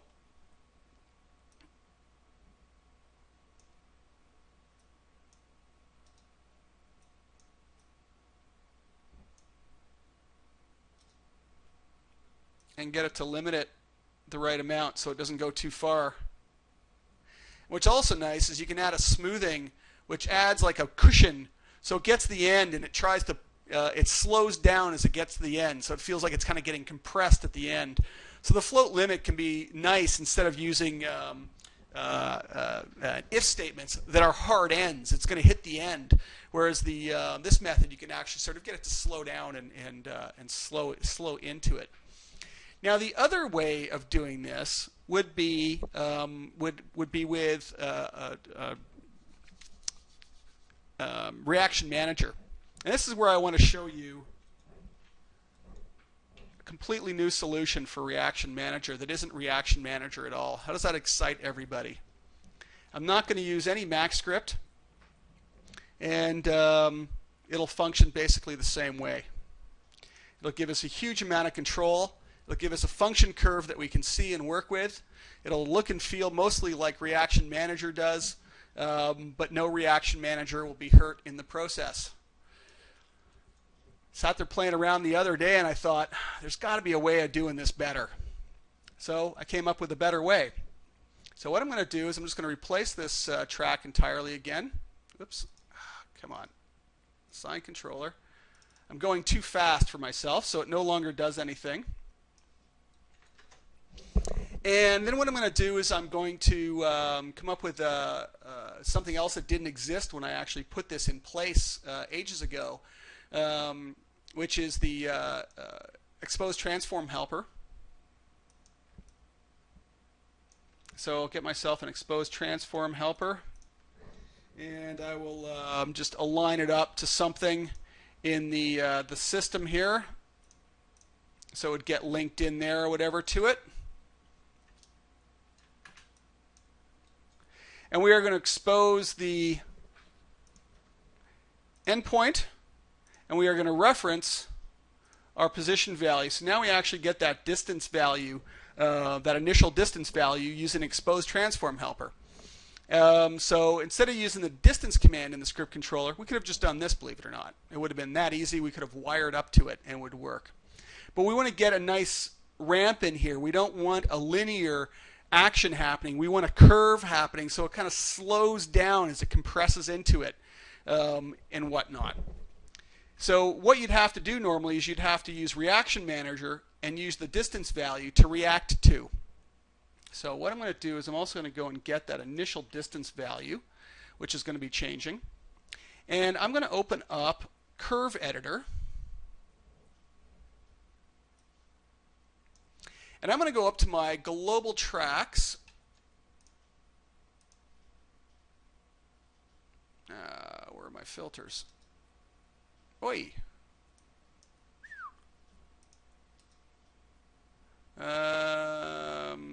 are my filters? I must have loaded an old UI when I...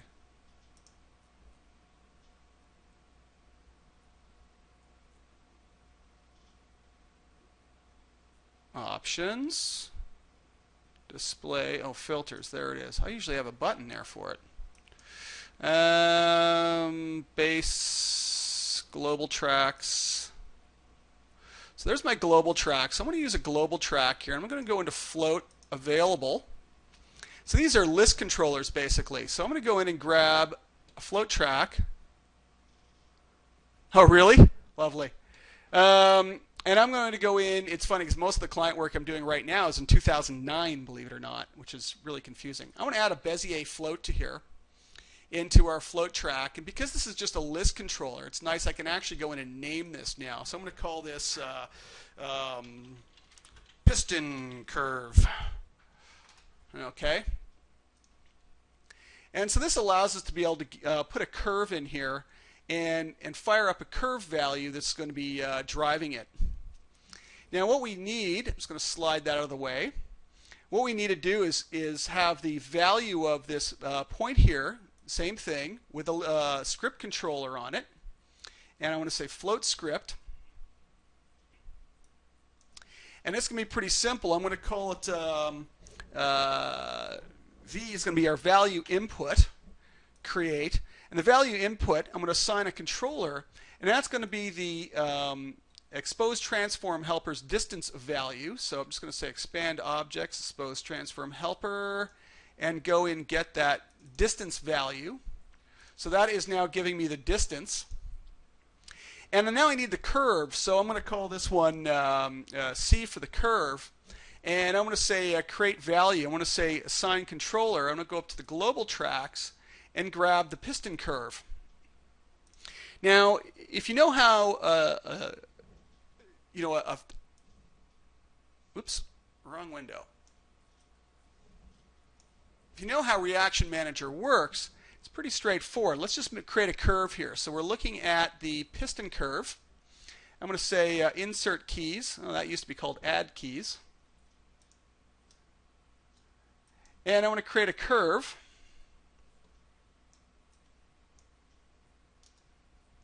And let's just put that on Bezier handles. Let's put it on those. And essentially what happens is with Reaction Manager, it looks at time and gets a value. So if we actually have an input value going along, we can actually get a point in time where that value actually is and say, well, at value of 50, halfway along, what's the value output? And that's going to be a value of whatever it is, 9 here. at the end it's going to be a value of 20 or whatever, so we can set our end value. And that's basically what Reaction Manager is doing. It's finding those values. So now with our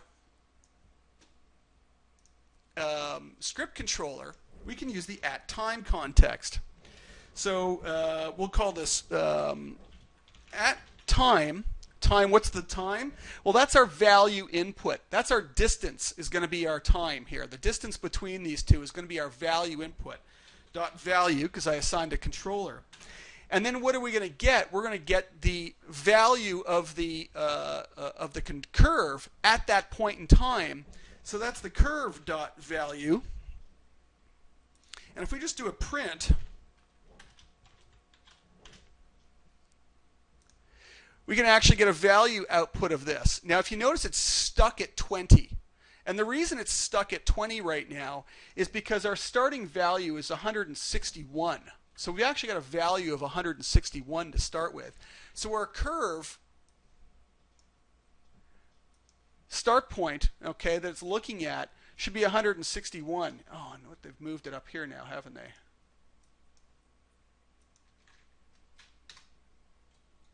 Oh, that's the wrong value. Sorry, that's the value up. I want that at 0 for now. And I want this value, frame, because that's our time.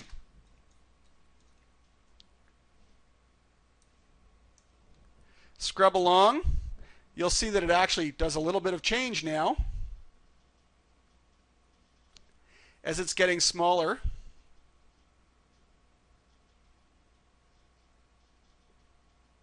So it's looking at the value when it starts off. Oops, I'm pointing on my other second screen. So when that value is at 161, it's here at this point in time on my curve. And it's getting a value of 0. When that value gets smaller, it's going to be returning the next value. So really our curve has got to be adjusted a little bit here. Let's find our endpoint value and just sort of animate a point at which it's going to be at the most compressed, which is going to be at this point, let's say. And this is at a value of 92. So our distance is 92 at the end. So we can take our curve and say, well, at this point, let's actually make this one a value of, or a time of 92. It should be right, 92 backwards from it. So it'd be 161 minus whatever that is. We'll crank that over there. How's that? We'll guess. And we're going to determine what value we want it to be at. And I'm just going to take the handles here and do some Bezier curves. And what you'll notice now is I can actually drive, and it's still not driving it. Should I be the other way around?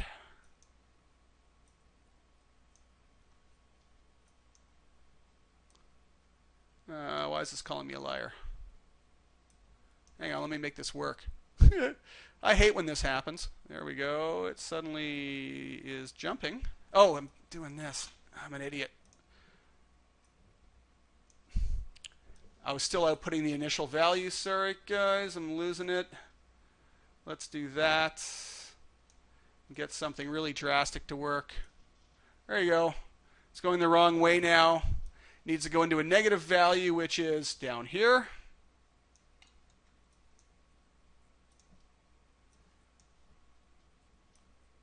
And now you can see it compressing in the way it should. I can completely control this curve now that I've got it going in the right way, in the right place.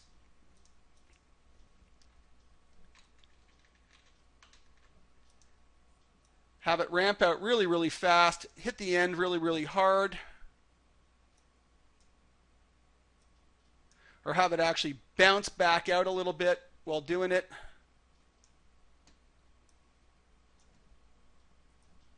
And you can see it compresses and actually comes back out now as it does it. See how I'm doing that? This is Reaction Manager without using Reaction Manager. You just need to figure out what your values are. And in this case, it's a little bit difficult because we don't have a 0 value to start with.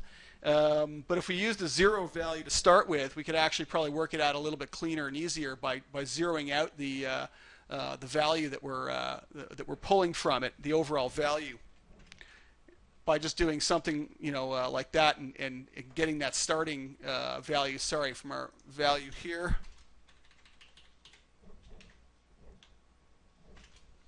and making sure it is a default value of 0 to start with.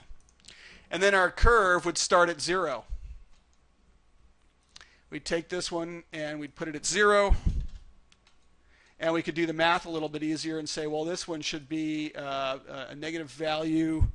We'll just make a negative value of 20. And we're getting the same solution now. It's compressing it in as it goes. You guys see how that works?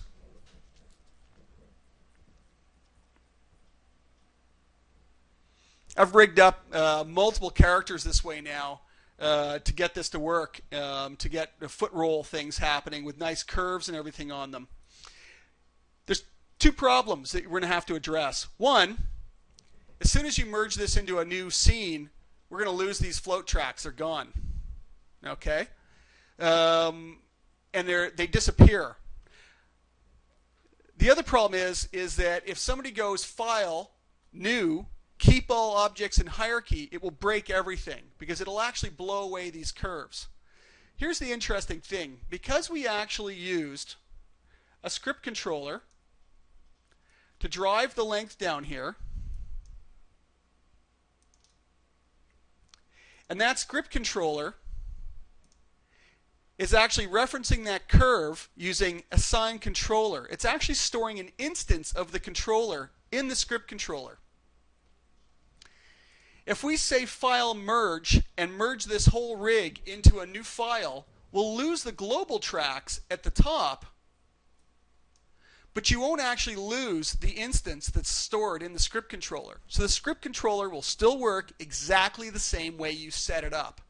The only thing will be is you won't have your curve up here to adjust it anymore. If you've already set it up and it's working the way you want, you shouldn't need it anymore. So you can clean up the file to hand out to the production by just simply merging the rig into a new file, and it'll get rid of all the global tracks for you.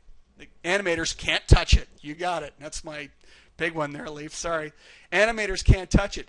If you ever need it back, well, guess what? Using a little bit of MaxScript, you can actually go and get the controller that's being held in this variable out of your script controller and apply it back into a float track and make the adjustments. The other way to get rid of it's quite interesting too is that we've got this curve working now. Well, I can get rid of it. And one of the things is you don't just want to get rid of it by going into your float right now. Oh, come on. Properties. And deleting it out of the list controller that's here. What you want to first do is right-click on it and say Make Unique. Now that it's unique, I can go and get rid of it. And I only got rid of the one. The actual solution still works and it still slides in and out as it should. Pretty cool, eh?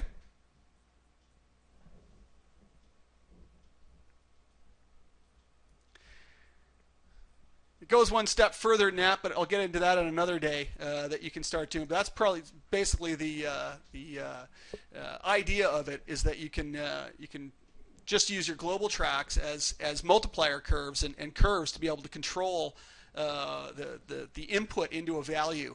And at time isn't too slow. Those tracks aren't constantly changing and whatnot. And it's only over a certain range that you're looking for. So it doesn't get a huge amount of overhead, I've found, and doesn't increase the amount of time or anything. It works pretty good. It seems to have worked really, really well so far on any of the rigs I've used it on. So there is that. Let's get into the wheel next and try and solve the wheel direction and whatnot, and pointing. Is that what you guys want to do next? I've got a couple of things on the list here. I guess that's the major one. And hit detecting was the other one. You guys good with that? Going and doing the wheel rotations and direction as well. Get it pointing in the right direction. Okay, I want to take a little quick break and just stop the recording and save it down. I'll be right back.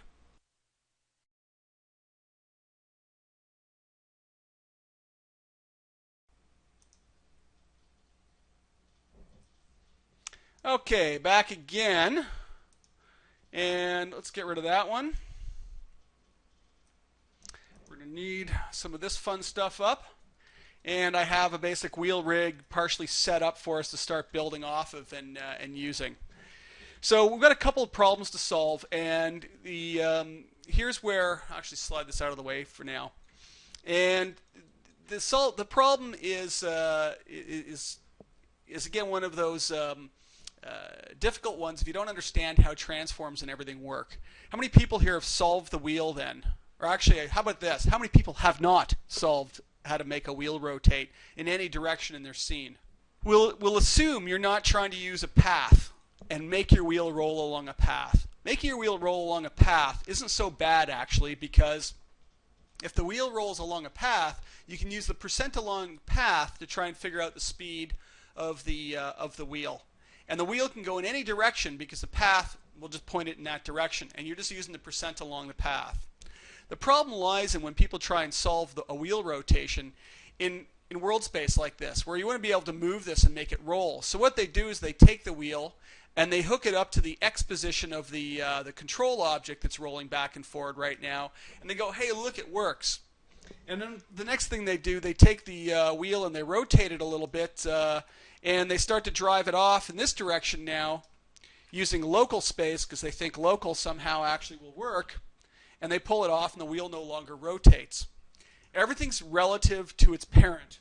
And in this case, this control object is relevant to whatever its parent is, and its parent's axis looks like that in the first place, which is actually world space. So if I'd wired it up to X, it wouldn't have gone anywhere in the first place anyhow. It wouldn't have rotated at all because it's not moving along X. It's right now it's moving along, if it moves in this direction, it's moving negative Y because it has to be relative to something, and it's relative to its parent in this case.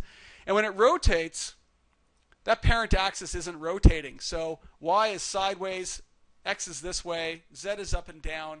So using the sort of the position of the object doesn't work to be able to get it. The best way to do it that I've found, and again, you guys who have solved it, let me know, but basically you have to find out where you were and where you are. You have to know how much distance has been traveled between the last frame and the current frame, and then add that rotation in and add that rotation up. Is that how you other guys solved it? By basically adding on rotations? Or cumulative, because you've got driving ones? Be interested to note what other people have done. So that's one of the problems we're going to have to solve. The other one we're going to take a look at, basically just be able to, and following Joe, I haven't seen what Joe Gunn's method is. The other one, what we want to be able to do is move the car in any direction and have it just simply steer the wheel and point it in the right direction. We're actually going to start with that one. So now what we want to do is we actually want to use a little bit of mathematics. We want to get this point helper that's linked up. So the hierarchy is basically our wheel as a child, this main point, a point in the center, and then our master control on the outside. What we're going to do is we're going to use this first big one as a direction and find out which direction we're actually traveling in and try and point the wheel in that direction. Just notice we're at 12:30. We're going to run out of time pretty quick. So I'll try and blast through this. We're going to go to our dope sheet, and we want to be able to steer it around its y-axis. It's got its frozen, and I started a list controller already here, so it's already going. I've added called master, and that is our control object. And what we need to be able to do is we need to be able to track and store its position value and know what the distance is between the last frame and the current frame for it. So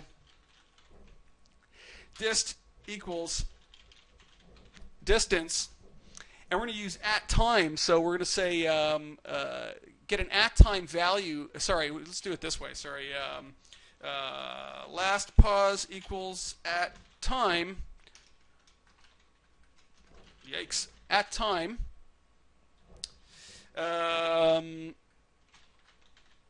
At time, last time, current time, minus 1. Now, current time is a MaxScript command that'll get the current time on the timeline. But there's also these built-in ones that are better to use. And if you look at the constant going on here, when I roll the constant value of f, f is the actual frame we're on. So we can just use f minus 1 okay, to find out the last time, so whatever frame we're at minus a frame, and then get master dot transform dot pause, which is a little bit safer going through the transform to be able to get its value. So if we actually return that, let me just return a value of 0 for now so it doesn't error, and say print last pause.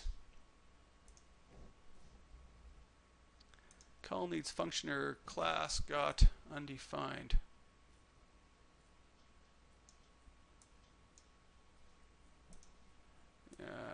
What's going wrong there? Script function got 1. Time. There we go. Now let's move the dope sheet out of the way.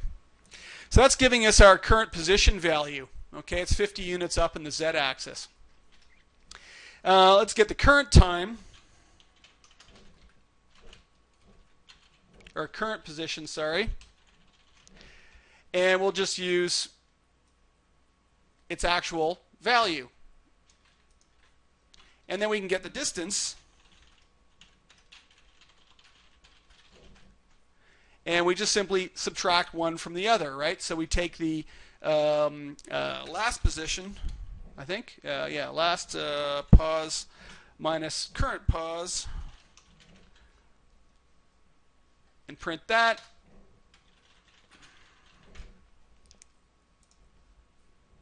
Distance 1 and 2 got 1. Oops.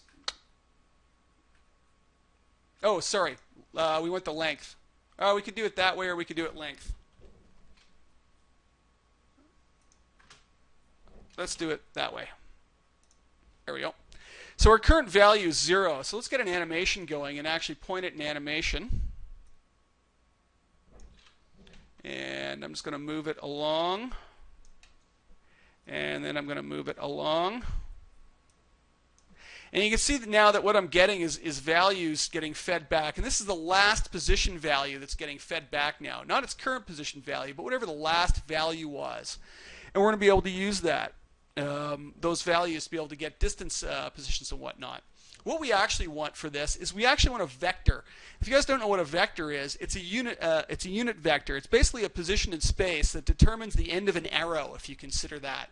And that end of the arrow that we're looking for actually is going to be 1 unit away from whatever it's rotating around. Okay, and we can use that in a transform matrix. So if you guys were in my other classes that I discussed transform matrices, then we're going to be getting into that a bit here.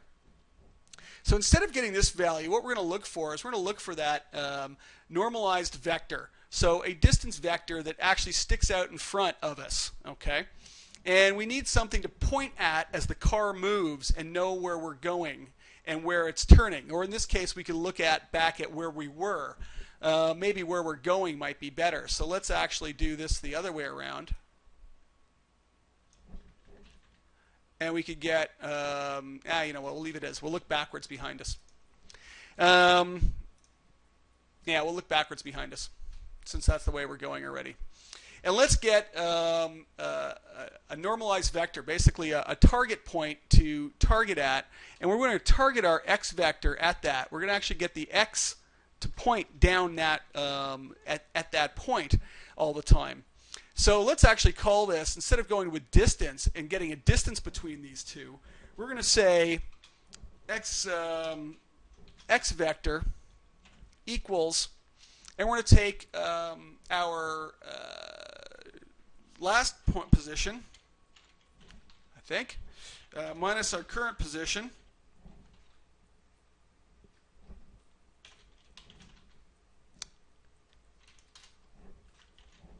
And we'll just print that. And that gets us a vector that gives us a length. Basically, this is a position in space now that's pointing for the object to point along. Now what we can do is we can actually normalize that as well. So we've got that, but let's go and normalize it.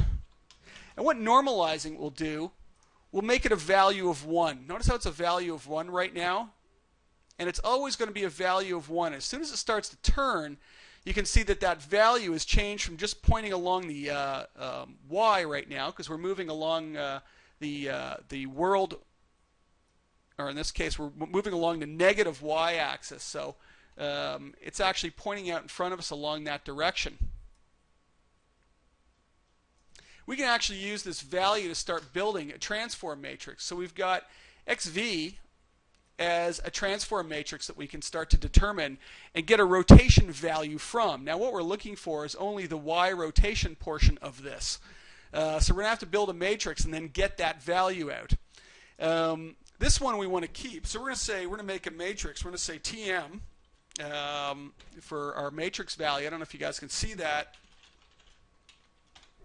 And we're going to start building our matrix out of it. So there's our x value. Now we need a second value to be able to get our position and know that, or be able to get our orientation. We need some fixed value, and that fixed value is probably going to be our z value. So we're going to say z vector is going to be equal to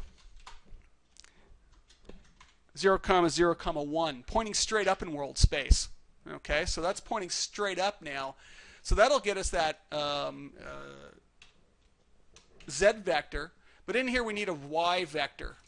So how do I do that then? I'm going to say y vector and, oops, y vector. And we're going to use the, we're going to normalize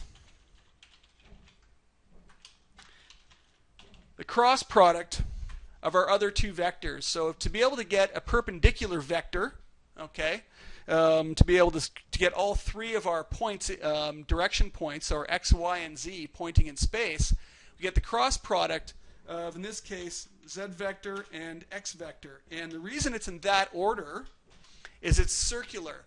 X, Y, Z, X, Y, Z, X, Y, Z, X, Y, Z. So if I want to get, try and calculate the z vector from x, y in that order. If I try and calculate x, it's yz. If I try and calculate y, it's zx. Okay, so it's a circular sort of process that you look at here. So this is going to get our y vector. Our problem is going to be that we're not going to have a square, an orthogonalized transform matrix here. They're not all going to be at right angles to each other if we start going up and down hills or whatever. Because if we go down a hill, our direction vector over time, right, the one that it's pointing us in the direction of, is actually going to be pointing down on an angle. And we're going to end up with skewing our wheel and everything, which isn't going to be good. So what you want to do is you want to recalculate one of your vectors with a cross product again and square it up and make sure that you have what's called an orthogonalized matrix. And we're going to pick the z. So if the car starts going downhill, we'll point and tilt it downhill. Okay? And to do that, we're just going to simply take the z vector again. We're going to say, again, normalize the cross product of xv and yv for the vectors and pump that in. And let's just print the Tm out now. And I don't want a matrix. Oh, I need the position value. Sorry, and I'm going to stick the position value in there because we don't need it, of 0. So there's our transform matrix that we've just built. And as time moves on, you can see it's actually starting to point in different directions. We're rotating it. These first three values are the rotation and scale values of a transform matrix. My site has more information on how transform matrices work. You'll notice that Z is always staying straight up and down, but the other two are rotating basically and pulling the points around to make them point in different directions. So using our fact that it's moving, we can actually build one now. Now you can actually get dot rotation, which will give us a quaternion value. And we can convert that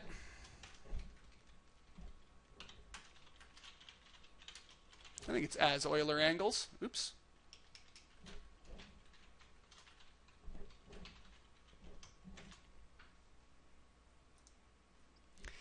And there's our Euler angles that are actually changing. It looks like it's changing the Z because that's what we expect. It's actually rotating the point around the Z-axis. Now, we're actually, and that's the world Z-axis, we're going to be pumping this into the Y. So let's actually see what happens now when we calculate this. To type float. Oops, we need .Z. And essentially it now should be snapping around and pointing in the direction of travel. It looks like we've got it going on a bit of a skew, unfortunately, and we're quickly running out of time for me to go on. Let me try and figure out what I've done there. Position, Euler angles, print, 90.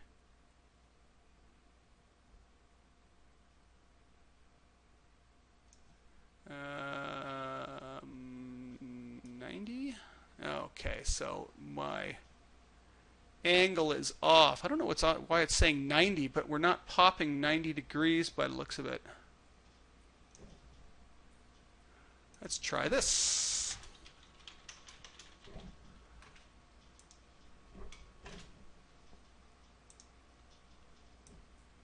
There we go. So it was actually, and we're pumping it into the wrong, we got a 90-degree rotation. And why don't we just take for now 90 out of it. I'd probably change around these axes and I'd have them pointing in the right direction. But I'll just take 90 out of it. Yeah, it's going to do that again. That's rotation.eulerangles.z minus 90. Sorry, guys. Bear with me. There we go. Oh. And here's the one problem with this method. So now it's actually pointing in the right direction. And if I actually animate and go back and animate the position of this moving, I'll even out and smooth out my curves. Because right now I'm on step tangents. And curve this back the other way. And make sure that I'm on step tangents, because I think I have it set to, yeah, I got it set to linear by default. I'll just put it on smooth. You'll actually notice now what's happening is the object is rotating and pointing in the direction of travel. And actually trying to point down the direction.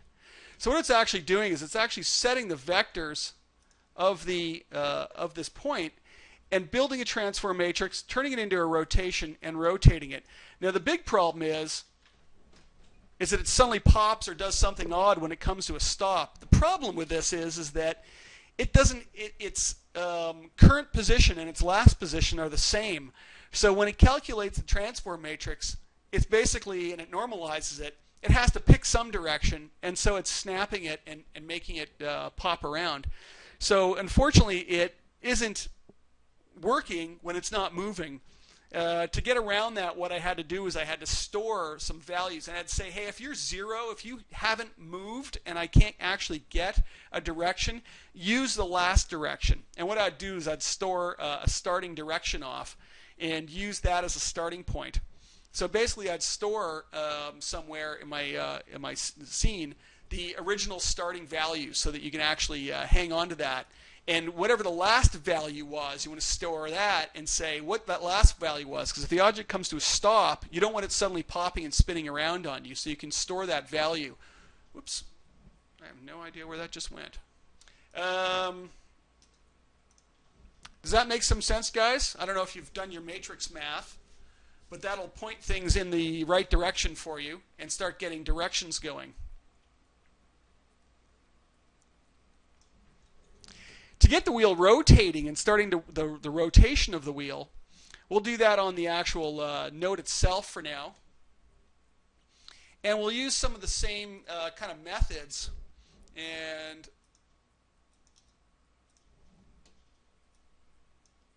what I've done is I've added the master again. So this is a wheel rotation on the Z. There's something to note.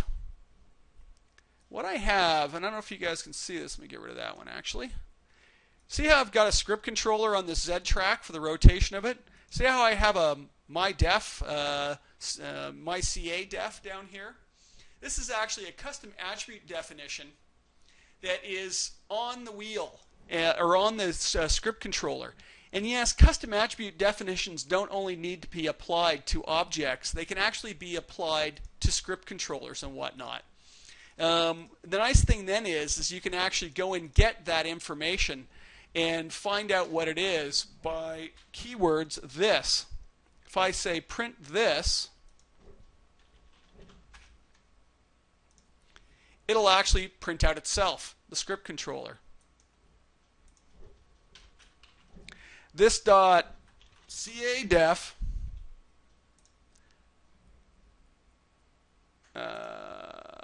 this dot my CADEF, sorry, actually returns to me the definition, and then I can get at the values and the functions in it. So this is a really cool way of being able to store extra information in a script controller. Either that or you can put the script controller on an object and reference it directly. And so you can actually store the values. So this is one that's also on my site. Take a look at it. I do a sort of a simple wheel rotation thing, but I access script controllers, so I'm not going to cover that. That's one way to do it.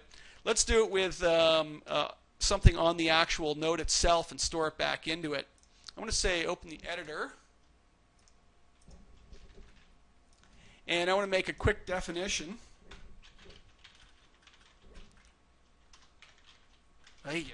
Attributes. I'm going to call this wheel. And I'm going to call last distance. And store that equals 0. Just as a value in the custom attribute definition. It's that simple. Custom attributes.add to what? We'll add it up to the, we'll drop it on the actual outer control upstream. So we'll just say add it to that object, and we'll call it def and evaluate it. Oops. Just inline local. I think we need to put local in there. Yeah, sorry, we need to make it local or else it'll choke on us. So what we've just added on the base of that object is a custom attribute called wheel. And in here what we can do is we can say wheel CA, and as a track you can go in and add it. So I've actually made a reference directly to our custom attribute definition that's on the wheel. So let me see if I can explain this now. I have the wheel, I have the script controller on the wheel, and I have a CA definition on the base of this control object for it, and I'm referencing it in directly. So if I actually say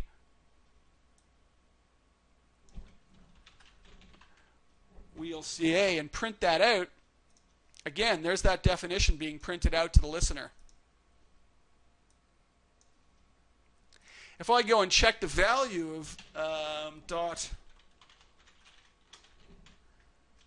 last distance, you can get the distance traveled pumped out to you. Let me go and get that other script that's printing like mad to the and get rid of the print statement in there. So it's not spamming our listener. There we are. So now it's getting the value of the last distance. Here's the reason why. We need to be able to store that last distance and know what the last one was that we can add, or the last value, sorry, I shouldn't say last distance, it should be last value of the rotation of the wheel, and then calculate it from there and figure out how much we should rotate the wheel each time it needs to rotate. And so calculating a wheel is pretty straightforward. You know, it's math that can be found on my website, and that value is just simply 2 pi r to get the circumference of the wheel. So we need to know the radius of the wheel. So we should have a variable that contains the radius value here. So let's call r, and let's assign that. We'll do a track just to make my life easy. sides width, angle, threshold, thickness. Where are you? Oh, I'm not looking at the right object. That's why. There you are, way down there. Radius. So R holds that value now. We calculate the circumference, 2 pi r, right, to get our circumference. And then we convert it over to radians. And again, we could do deg-to-rad on that if we wanted to get it to radians. And then we need the vector value, so the position. So the position value in this case, the way I was doing it in my tutorial, is literally just the position value. So what's the position? In this case, it's going to be that distance that we need to get. So we need to get that start and end position of our movement. So how far have we actually gone? I'm just going to comment this out for a second. We don't need it. And we need to know last pause equals, at time f minus 1, and we need the master dot transform dot pause, and then we need current pause. And again, I'm doing this a little long-winded, so it's obvious. And we need to add up our values. So what we're going to do is we're going to get this current pause. We're going to say distance, no, we'll just call it dist, equals distance. Oops, I'll just do this. Last pause, cur pause. I'm going fast now to try and get this done, guys, because I know you all need to get to work. And that gets us our distance value. Basically, that's the distance traveled, or a vector. So we can pipe that into the distance traveled and know how much it is. The problem is the distance traveled, if it was moving at a given rate and the distance traveled was 10 units, the wheel won't rotate because it's just going to rotate to a value of 10 and stay there. What we need to know is how far did you rotate last time, and how much did you rotate in the last one. So what we want to do is we want to take that wheel.last distance and add it into our current new distance.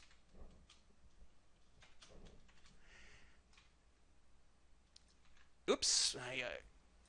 And add that in. So now that we're getting the overall distance traveled so far, and we can rotate it. And then the last thing that you need to do after you've calculated that distance, get our ROT value, we take our last distance value that's stored in the custom attribute definition, and we say plus equals, and we add it on. And we add on our distance each time. So we can work that out. So we say plus equal distance. Now, in actual fact, you don't need to do the math right here and work it out. It is this value, basically, as we're going. We can add it up. We can add it up before or after it is. But that will start then... Function for type 1, r radius. No function for type. Uh-oh. In my haste, I've missed something. Call needs function or class got 1. R.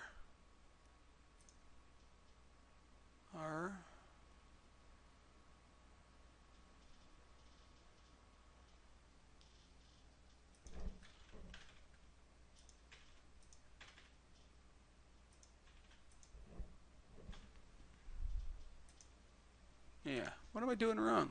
R. Radius. Something about it. Maybe because it doesn't have a key on it.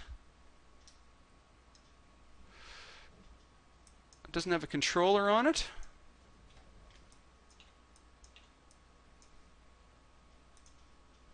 No, I don't know what I'm doing wrong. Or is it not happening there? Oh, it's happening higher up. I've missed something. Distance last, curve pause. Oh, that's what it is. Never mind.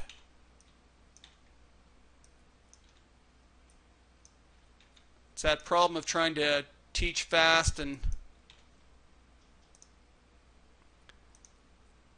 At time. Oh, it's this.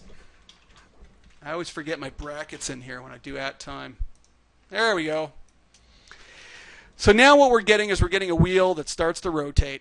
And you can see it actually rotating. By the looks of it, it's rotating backwards currently.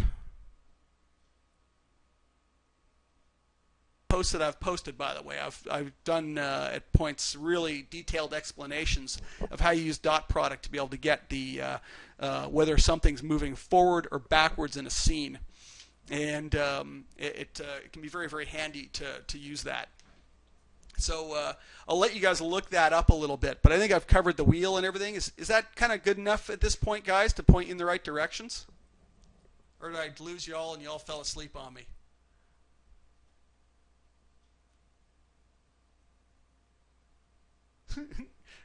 Good stuff, Pete.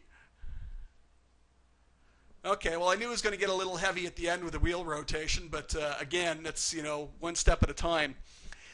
So the point is there's multiple ways of trying to solve the wheel. One of the easiest ways is along a path with percentage. You need to know the length of the path, and you need to know the percentage along the path, and you can figure out how much it should rotate.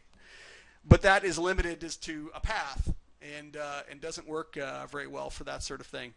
So let's go into questions at this point and have you start asking some questions, if that is okay.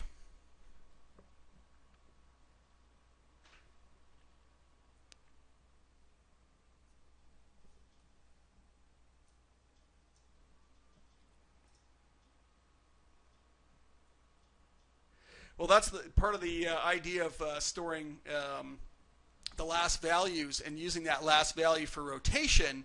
Nothing. It'll stop and it'll start going again without a problem. So the rotation is going to work fine if we stop right now. So we stop the car from moving. Let's just stick a linear key on that again. Let's just make sure that it actually does stop. And let's start it moving again. And there's a couple of problems that are going to come into account here. When it stops, take a look at it jumping around. And then it starts going. That's that problem that I suggested, that when we're pointing in the direction of travel, we need to do the same sort of thing that we just did for the rotation and store a last known good vector that pointed in the direction. So we need to do an at time, get its current position, get an at time getting its current position, and then getting its last position with at time, and determining if there's a distance between them. So if the distance is 0 and they're right in the same place, then do not update the direction vector. Go and get the last one used and used it, and the direction won't pop around, because we can say, go get the last good one for us, and so we know which way you are pointing. With the wheel rotation, it won't matter, because it'll just stop adding up. It's adding the distance traveled to 0, and it's adding 0 onto the last used value each time. So it won't matter. It won't do anything. Now, a couple other things that need to be solved is when you go back to 0, I just moved a distance. My wheel just rotated more. I just moved distances. So what I actually had in mind is I had a reset. When you went back to the reference frame of 0, it would reset the last distance value back to 0 and set it up that way, so that it was basically zeroing itself out when it hit the beginning each time. Fair enough? I also did some funky stuff for when you're scrubbing backwards, it's calculating, and I stopped doing the scrub. I wouldn't calculate it when you scrub backwards. I'd use cached values and stuff. So I did a whole bunch of funky things to make sure that it looked like it was doing what it was supposed to when you scrubbed forward or backwards.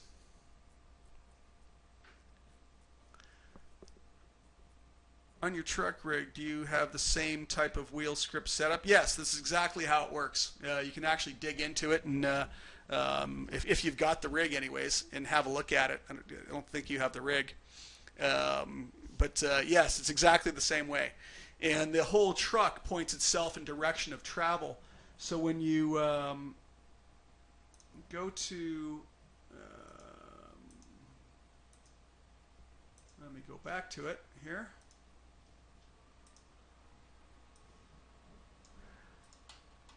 And I can't scrub because my bar is not there. So the whole truck, there's this one blue dot above it here. All I'm doing is moving it around the scene. You just grab it and move it. You don't animate its rotation or anything. You just move it. And as you move it, it's calculating the direction the point the whole vehicle should point in. It's calculating the direction, the way that the front wheels should point. It's calculating the wheel rotation on each wheel and doing the dynamics and whatnot. So it's using all that same mathematics to basically to handle the car. All you got to do is grab that one point, drag it through the scene, and it will drive itself to the point that everything is calculated back into the changing values. So if you notice, the car actually changes in this from a truck to a tractor to a car, and it still keeps reacting correctly.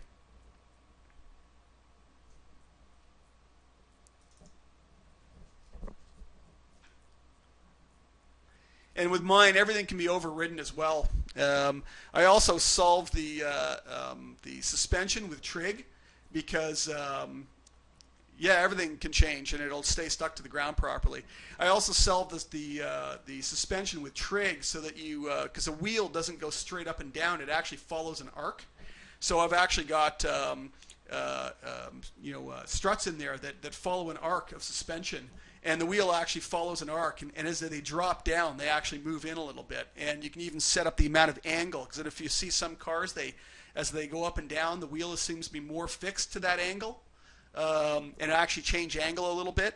So you can actually adjust that in this rig as well. So everything's sort of possible, right? It's all fun in games. And there's the UI for it. So I've gone probably a little further than most, I think, in some ways, and solving a trailer. This was actually harder than the car, getting a trailer to work and to be nicely animatable. It's actually quite difficult when you stop and consider what a trailer does.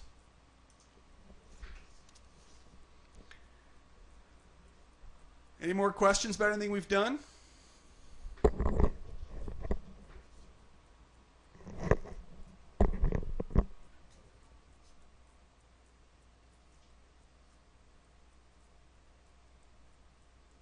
Come on, guys. Nothing? There's somebody typing away here. I wish this thing would tell me if somebody was typing.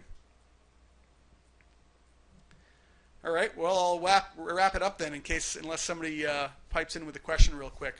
I hope this went well. I hope you guys learned something from it. Please give me feedback now if you could, or on my forum. Sure? Does sure mean it went well, or?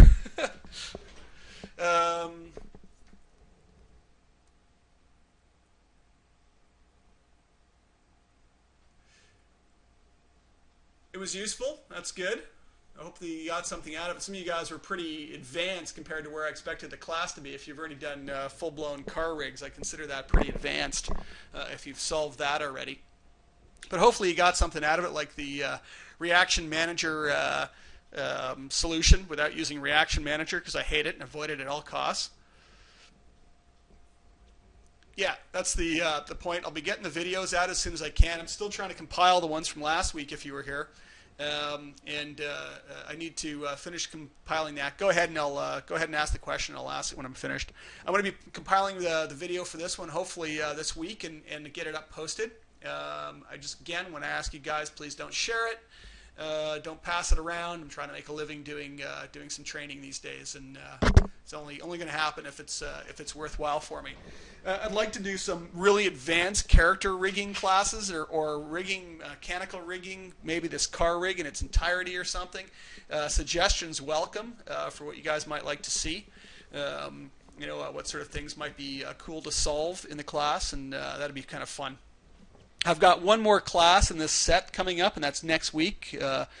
Still room in it. It's basically rendering out render elements and compositing in Max Composite.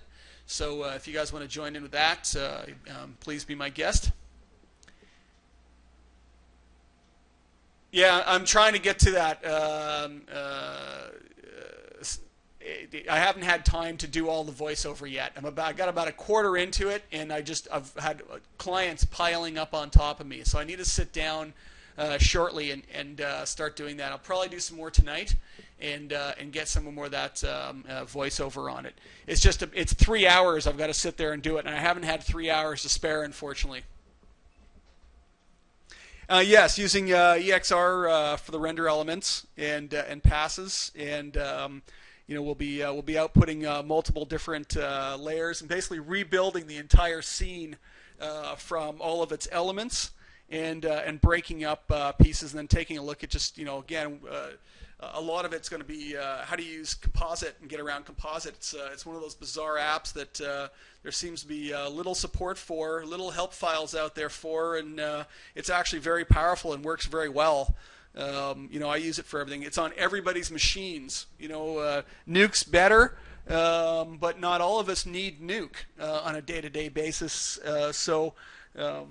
Why go and buy After Effects when you're compositing layers up like this when you've got composite on your systems or whatever, unless you need other tools that it doesn't have. So, and I believe composite's still being worked on. I've been told that they are still developing it, and it's moving forward, and we'll get more love at some point. I believe that's coming. So, it's a tool I use all the time. I've composited projects with it, and it works well.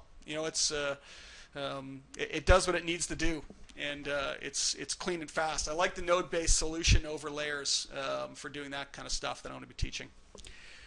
Alrighty, guys. Well, hopefully I'll see some of you next week. If not, take care. I'll get these videos up as fast as I possibly can, and get everything compiled and voice-overed and whatnot, and see what I can do. So take it easy. Oh, Josh, you're going to come next week. Cool. All right. And we'll hopefully see you online. Go for the advanced car rigging. Would be cool. All right. Sounds good to me. Well, maybe we'll do the trailer as well. The trailer is really fun to try and figure out. Anyways, take it easy, guys. Have fun. Have a good day. I'm going to go get myself some lunch.